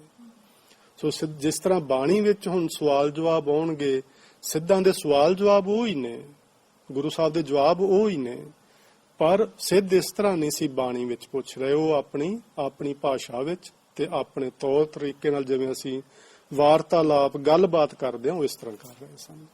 ਪਰ ਹੁਣ ਇਹ ਬਾਣੀ ਰਾਮਕਲੀ ਰਾਗ ਵਿੱਚ ਹੈ ਤੇ ਗੁਰੂ ਨਾਨਕ ਦੇਵ ਜੀ ਦੀ ਲਿਖੀ ਹੋਈ ਬਾਣੀ ਹੈ। 938 ਤੇ 938 ਤੋਂ ਸ਼ੁਰੂ ਹੁੰਦੀ ਹੈ। ਉਹਨਾਂ ਨੇ ਤੇ ਸਿੱਧਾਂ ਨਾਲ ਗੱਲਾਂ ਕਰਕੇ ਆਣ ਕੇ ਬਾਅਦ ਚ ਦੁਬਾਰਾ ਬਾਅਦ ਵਿੱਚ ਉਹਨਾਂ ਨੇ ਜਦੋਂ ਇਹ ਸਾਰੀ ਗਿਆਨ ਗੋਸ਼ਟੀ ਹੋਈ, ਉੱਥੇ ਵੀ, ਇੱਥੇ ਵੀ, ਉੱਥੇ ਵੀ, ਤੇ ਸਾਰੀਆਂ ਥਾਵਾਂ ਤੋਂ ਬਾਅਦ ਇੱਕ ਜਗ੍ਹਾ ਤੇ ਬੈਠ ਕੇ ਫਿਰ ਉਹਨਾਂ ਨੂੰ ਇਸ ਬਾਣੀ ਦਾ ਲਿਖਤੀ ਰੂਪ ਦਿੱਤਾ। ਸੋ ਇਸ ਤਰ੍ਹਾਂ ਇਹ ਬਾਣੀ ਹੋਂਦ ਵਿੱਚ ਆਈ, ਸਾਡੇ ਤੱਕ ਪਹੁੰਚੀ ਹੈ। ਸੋ ਸਿੱਧ ਗੋਸ਼ਟ ਦੇ ਅਰਥ ਬੜਾ ਹੀ ਸਪਸ਼ਟ ਹੈ, ਸਿੱਧਾਂ ਨਾਲ ਗੋਸ਼ਟੀ, ਵਿਚਾਰ ਵਟਾਂਦਰਾ। ਪਰ ਪ੍ਰੋਫੈਸਰ ਸਾਹਿਬ ਸਿੰਘ ਨੇ ਦਾ ਇੱਕ ਅਰਥ ਹੋਰ ਲਿਖਿਆ, ਮੈਂ ਸਿਰਫ ਦੱਸਣਾ ਚਾਹੁੰਦਾ ਉਹ ਵੀ ਇਸ ਤਰ੍ਹਾਂ ਵੀ ਉਹਨਾਂ ਨੇ ਅਰਥ ਕੀਤਾ ਹੋਇਆ। ਉਹ ਇਸੇ ਹੀ ਬਾਣੀ ਵਿੱਚੋਂ ਸਿੱਧ ਦੇ ਅਰਥ ਇੱਕ ਥਾਂ ਤੇ ਪਰਮਾਤਮਾ ਆਉਂਦੇ ਨੇ, ਤੇ ਗੁਰੂ ਗ੍ਰੰਥ ਸਾਹਿਬ ਵਿੱਚ ਹੋਰ ਕਈ ਥਾਈਂ ਪਰਮਾਤਮਾ ਲਈ ਸਿੱਧ ਸ਼ਬਦ ਵਰਤਿਆ ਹੋਇਆ ਹੈ। ਸੋ ਉਹ ਕਹਿੰਦੇ ਨੇ ਸਿੱਧ ਦਾ ਅਰਥ ਹੈ ਪਰਮਾਤਮਾ, ਤੇ ਗੋਸ਼ਟ ਦਾ ਅਰਥ ਹੈ ਮਿਲਾਪ, ਪਰਮਾਤਮਾ ਨਾਲ ਮਿਲਾਪ। ਇਹ ਦੂਜਾ ਅਰਥ ਹੈ ਉਹਦਾ। ਪਹਿਲਾ ਅਰਥ ਹੈ ਸਿੱਧਾਂ ਦੇ ਨਾਲ ਗਿਆਨ ਗੋਸ਼ਟੀ, ਗਿਆਨ ਚਰਚਾ। ਪਰ ਜ਼ਿਆਦਾ ਜਿਹੜਾ ਢੁੱਕਦਾ ਅਰਥ ਹੈ ਇੱਥੇ ਉਹ ਇਹੋ ਹੀ ਹੈ, ਸਿੱਧਾਂ ਨਾਲ ਗਿਆਨ ਚਰਚਾ, ਗੁਰੂ ਨਾਨਕ ਦੇਵ ਜੀ ਦੀ। ਇਸ ਲਈ ਹਾਂਜੀ, ਮਰਾਠੀ ਵਿੱਚ ਗੋਸ਼ਟੀ ਮਤਲਬ ਕਹਾਣੀ। ਕਹਾਣੀ। ਹਾਂ,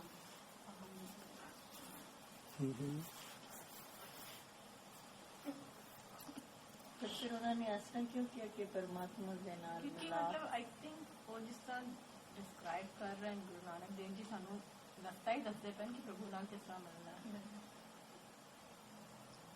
ਪਰ ਪ੍ਰਭੂ ਨੂੰ ਥੋੜੀ ਦੱਸਣਗੇ ਕਿ ਤੁਹਾਡੇ ਨਾਲ ਕਿਸ ਤਰ੍ਹਾਂ ਨਹੀਂ ਸਾਨੂੰ ਦੱਸ। ਨਹੀਂ, ਦੱਸ ਤਾਂ ਸਾਨੂੰ ਹੀ ਰਹੇ ਨੇ, ਸੰਗਤ ਨੂੰ ਦੱਸ ਰਹੇ ਨੇ। ਪਰ ਇਹ ਬਾਣੀ ਜਿਹੜੀ ਹੈ ਅਸਲ 'ਚ ਵਿਸ਼ੇਸ਼ ਆਪਣਾ ਥਾਂ ਰੱਖਦੀ ਹੈ ਸਿੱਧਾਂ ਨਾਲ ਹੋਈ ਗੱਲਬਾਤ, ਕਿਉਂਕਿ ਉਹਨਾਂ ਦੇ ਨਾਮ ਵਿੱਚ ਆਉਂਦੇ, ਉਹਨਾਂ ਦੇ ਨਾਂ ਵਿੱਚ ਆਉਂਦੇ ਨੇ।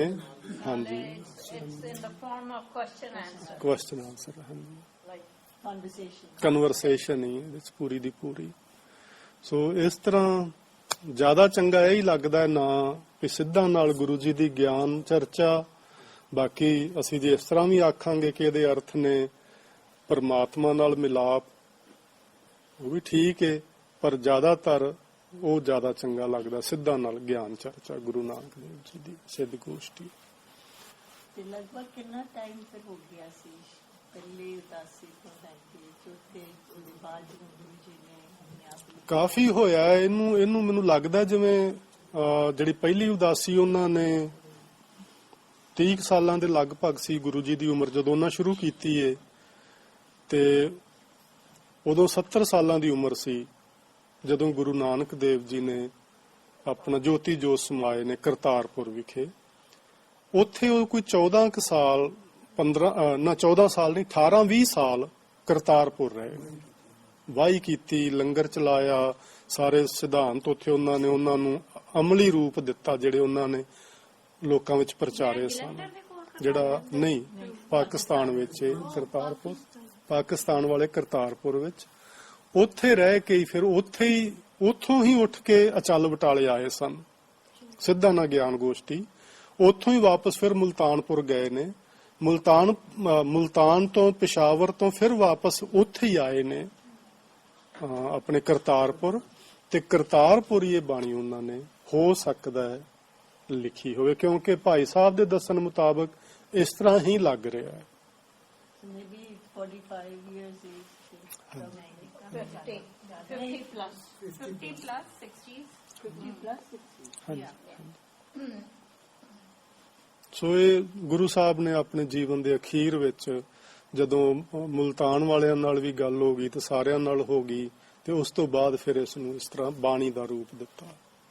ਤੇ ਮੈਂ ਨਾ ਸਾਡੇ ਭਾਗ ਚੰਗੇ ਨੇ ਕਿ ਉਹਨਾਂ ਨੇ ਇੰਨੇ ਅਨਮੋਲ ਬਚਨ ਆਪ ਲਿਖ ਕੇ ਸਾਨੂੰ ਦੇ ਦਿੱਤੇ, ਤੇ ਸਾਡੀ ਅਗਵਾਈ ਕਰਦੇ ਨੇ ਬਚਨ, ਹੁਣ ਸਾਨੂੰ ਸਿੱਖਿਆ ਦੇਣਗੇ ਵੀ ਅਸੀਂ ਕਿਵੇਂ ਪਰਮਾਤਮਾ ਨਾਲ ਮਿਲਾਪ ਹਾਸਲ ਕਰ ਸਕਦੇ ਹਾਂ, ਅਸੀਂ ਕਿਵੇਂ ਆਪਣਾ ਜੀਵਨ ਸਿੱਧ ਦਾ ਅਰਥ ਇੱਕ ਉਹ ਵੀ ਹੈ ਸਫਲਤਾ, ਕਾਮਯਾਬੀ, ਹੈ ਨਾ, ਵੀ ਅਸੀਂ ਆਪਣੇ ਜੀਵਨ ਵਿੱਚ ਕਿਵੇਂ ਕਾਮਯਾਬ ਹੋ ਸਕਦੇ ਹਾਂ। ਕਾਮਯਾਬੀ ਤੋਂ ਮਤਲਬ ਇਹ ਨਹੀਂ ਵੀ ਕਿਵੇਂ ਅਸੀਂ ਆਪਣਾ ਬਿਜ਼ਨਸ ਵਪਾਰ ਚਲਾ ਸਕਦੇ ਹਾਂ, ਵੀ ਅਸੀਂ ਅਧਿਆਤਮਕ ਪਹਿਲੂ ਤੋਂ ਜਿਹੜਾ ਸਾਡਾ ਮਕਸਦ ਹੈ ਜੀਵਨ ਦਾ, ਉਸ ਦੇ ਵਿੱਚ ਕਿਵੇਂ ਕਾਮਯਾਬ ਹੋ ਸਕਦੇ ਹਾਂ। ਸੋ ਰਾਮਕਲੀ ਰਾਗ ਦਾ ਨਾਂ ਹੈ, ਮਹਿਲਾ ਪਹਿਲਾ ਦਾ ਅਰਥ ਹੈ ਗੁਰੂ ਨਾਨਕ ਦੇਵ ਜੀ। ਸਿੱਧ ਗੋਸ਼ਟ ਅਸੀਂ ਦੋ ਅਰਥ ਸਮਝ ਲਏ ਨੇ, ਤੇ ਇਹ ਹੈ ਮੰਗਲਾ ਚਰਨ, ਇੱਕ ਓੰਕਾਰ ਸਤਿਗੁਰ ਪ੍ਰਸਾਦ। ਇਹ ਮੂਲ ਮੰਤਰ ਦਾ ਸੰਖੇਪ ਰੂਪ ਹੈ। ਸੋ ਇਹਦਾ ਅਰਥ ਅਸੀਂ ਬਹੁਤ ਵਾਰੀ ਸਮਝ ਲਿਆ, ਪਰ ਜਿਵੇਂ ਇੱਕ ਦਾ ਅਰਥ ਇੱਕ ਹੈ, ਓਮ ਦਾ ਅਰਥ ਹੈ ਵਾਹਿਗੁਰੂ, ਤੇ ਕਾਰ ਦਾ ਅਰਥ ਹੈ ਜੋ ਲਗਾਤਾਰ ਇੱਕ ਰਸ ਵਿਆਪਕ ਹੈ। ਸੋ ਇਹਦੇ ਤਿੰਨ ਹਿੱਸੇ ਕਰਕੇ ਅਰਥ ਸਾਨੂੰ ਸਮਝਣੇ ਚਾਹੀਦੇ ਨੇ। ਇੱਕ ਓੰਕਾਰ, ਇੱਕ ਓੰਕਾਰ, ਇੱਕ ਦਾ ਅਰਥ ਇੱਕ ਹੈ, ਓੰਗ ਦਾ ਅਰਥ ਵਾਹਿਗੁਰੂ ਹੈ, ਕਾਰ ਦਾ ਅਰਥ ਹੈ ਜਿਹੜਾ ਲਗਾਤਾਰ ਇੱਕ ਰਸ ਵਿਆਪਕ ਹੈ। ਸੋ ਇੱਕ ਓੰਕਾਰ ਦਾ ਅਰਥ ਹੈ ਪ੍ਰਮਾਤਮਾ ਜੋ ਹਰ ਸਮੇਂ ਇੱਕ ਰਸ ਲਗਾਤਾਰ ਵਿਆਪਕ ਰਹਿੰਦਾ ਹੈ। ਸਤਿਗੁਰ ਪ੍ਰਸਾਦ, ਇਹੋ ਜਿਹੇ ਪ੍ਰਮਾਤਮਾ ਨੂੰ ਸਤਿਗੁਰੂ ਜੀ ਦੀ ਕਿਰਪਾ ਦੁਆਰਾ ਸਮਝਿਆ, ਜਾਣਿਆ ਤੇ ਪਹਿਚਾਣਿਆ ਜਾਂਦਾ ਹੈ। ਪਰ ਕਈ ਵਾਰੀ ਵਿਦਵਾਨ ਲੋਕ, ਮਹਾਂਪੁਰਸ਼ ਜਾਂ ਕੁਝ ਜਿਹੜੇ ਲਿਖਾਰੀ ਨੇ, ਜਿਹੜੇ ਪੋਇਟ ਨੇ, ਜਦੋਂ ਆਪਣੀਆਂ ਰਚਨਾਵਾਂ ਕਰਦੇ ਨੇ, ਉਹ ਆਪਣੇ ਪ੍ਰਮਾਤਮਾ ਨੂੰ, ਆਪਣੇ ਗੁਰੂ ਨੂੰ ਯਾਦ ਇਸ ਲਈ ਵੀ ਕਰਦੇ ਨੇ ਕਿ ਜਿਹੜੀ ਉਹ ਰਚਨਾ ਰਚਣ ਲੱਗੇ ਨੇ, ਵਾਹਿਗੁਰੂ ਉਹਦੇ ਵਿੱਚ ਉਹਨਾਂ ਨੂੰ ਸਹਾਈ ਹੋ, ਤੇ ਉਹ ਆਪਣੀ ਇਸ ਰਚਨਾ ਨੂੰ ਠੀਕ ਢੰਗ ਨਾਲ ਜੋ ਉਹਨਾਂ ਨੇ ਸੋਚਿਆ ਉਹਦੀ ਰਚਨਾ ਕਰ ਸਕਣ। ਸੋ ਇੱਕ ਤਰ੍ਹਾਂ ਨਾਲ ਉਹਦੇ ਅੱਗੇ ਅਰਦਾਸ ਹੁੰਦੀ ਹੈ, ਰੱਬ ਅੱਗੇ, ਪ੍ਰਮਾਤਮਾ ਅੱਗੇ, ਆਪਣੇ ਗੁਰੂ ਅੱਗੇ, ਵੀ ਤੂੰ ਮੇਰੇ ਤੇ ਮਿਹਰ ਕਰੀ, ਮੇਰੀ ਸਹਾਇਤਾ ਕਰੀ, ਮੈਂ ਇਹ ਰਚਨਾ ਕਰਨ ਲੱਗਾ, ਮੈਂ ਇਹਨੂੰ ਪੂਰਿਆ ਕਰ ਸਕਾਂ, ਠੀਕ ਢੰਗ ਨਾਲ ਨੇਪਰੇ ਚਾੜ ਸਕਾਂ। ਸੋ ਇੱਥੋਂ ਆਪਾਂ ਪਹਿਲੀ ਪੌੜੀ ਫਿਰ ਅਗਲੀ ਕਲਾਸ 'ਚ ਸ਼ੁਰੂ ਕਰਾਂਗੇ। ਹੁਣ ਟਾਈਮ ਨਹੀਂ, ਜੇ ਸ਼ੁਰੂ ਕੀਤਾ ਤੇ ਆਪਾਂ ਪੂਰੀ ਨਹੀਂ ਕਰ ਪਾਵਾਂਗੇ। ਸੋ ਇਸ ਨੂੰ ਸਮਝਣ ਤੋਂ ਪਹਿਲਾਂ ਆਪਾਂ ਰਹਾਉ ਵਾਲੀਆਂ ਪੰਕਤੀਆਂ ਜ਼ਰੂਰ ਸਮਝਾਂਗੇ, ਤਾਂ ਜੋ ਸਾਨੂੰ ਇਹ ਸਾਰੀ ਬਾਣੀ ਵਿੱਚ ਜਿਹੜੀ ਵਿਚਾਰਧਾਰਾ, ਸੁੱਚਾ ਕਿਵੇਂ ਹੋਣਾ ਹੈ ਤੇ ਮੁਕਤ ਕਿਵੇਂ ਹੋਣਾ, ਇਹ ਦੋ ਹੀ ਚੀਜ਼ਾਂ ਨੇ, ਹਨਾ। ਪਹਿਲੀ ਲਾਈਨ ਵਿੱਚ ਸੁੱਚਾ ਸ਼ਬਦ ਹੈ, ਦੂਜੀ ਲਾਈਨ ਵਿੱਚ ਮੁਕਤ ਸ਼ਬਦ ਹੈ। ਇਹ ਦੋ ਚੀਜ਼ਾਂ ਨੂੰ ਅਸੀਂ ਸਮਝਾਂਗੇ ਤੇ ਇਹਦੇ ਦੁਆਲੇ ਹੀ ਸਾਰੀ ਬਾਣੀ ਦਾ ਜਿਹੜਾ ਸਮੁੱਚਾ ਜਾਂ ਸੰਖੇਪ ਭਾਵ ਹੈ ਉਹ ਇਹਨਾਂ ਹੀ ਦੋ ਚੀਜ਼ਾਂ ਦੇ ਦੁਆਲੇ ਆ। ਸੋ ਕਿਵੇਂ ਮੁਕਤ ਹੋਈਏ, ਕਿਵੇਂ ਵਾਹਿਗੁਰੂ ਜੀ ਨਾਲ ਜੁੜੀਏ, ਤੇ ਕਿਵੇਂ ਅਸੀਂ ਦਿਲੋਂ ਅੰਦਰੋਂ ਸਾਫ਼ ਪਵਿੱਤਰ ਹੋ ਸਕੀਏ, ਕਿਵੇਂ ਨਿਰਮਲ ਹੋ ਸਕੀਏ। ਸੋ ਇਸ ਬਾਣੀ ਨੂੰ ਆਪਾਂ ਫਿਰ ਵਿਚਾਰਾਂਗੇ। ਰਾਗ ਰਾਮਕਲੀ ਵਿੱਚ ਗੁਰੂ ਅਰਜਨ ਦੇਵ ਸਾਹਿਬ ਜੀ ਨੇ ਜਦੋਂ ਕੰਪੀਲੇਸ਼ਨ ਕੀਤਾ ਲਿਖਿਆ, ਜਾਂ ਗੁਰੂ ਨਾਨਕ ਹਾਂਜੀ, ਗੁਰੂ ਨਾਨਕ ਦੇਵ ਜੀ ਨੇ ਹੀ ਰਾਮਕਲੀ ਰਾਗ ਵਿੱਚ ਇਸ ਨੂੰ ਲਿਖਿਆ। ਸੋ ਹੋਈਆਂ ਭੁੱਲਾਂ ਦੀ ਖਿਮਾ। ਵਾਹਿਗੁਰੂ ਜੀ ਕਾ ਖਾਲਸਾ, ਵਾਹਿਗੁਰੂ ਜੀ ਕੀ ਫਤਿਹ। ਸ਼ੁਕਰੀਆ ਮਾਤਾ ਜੀ।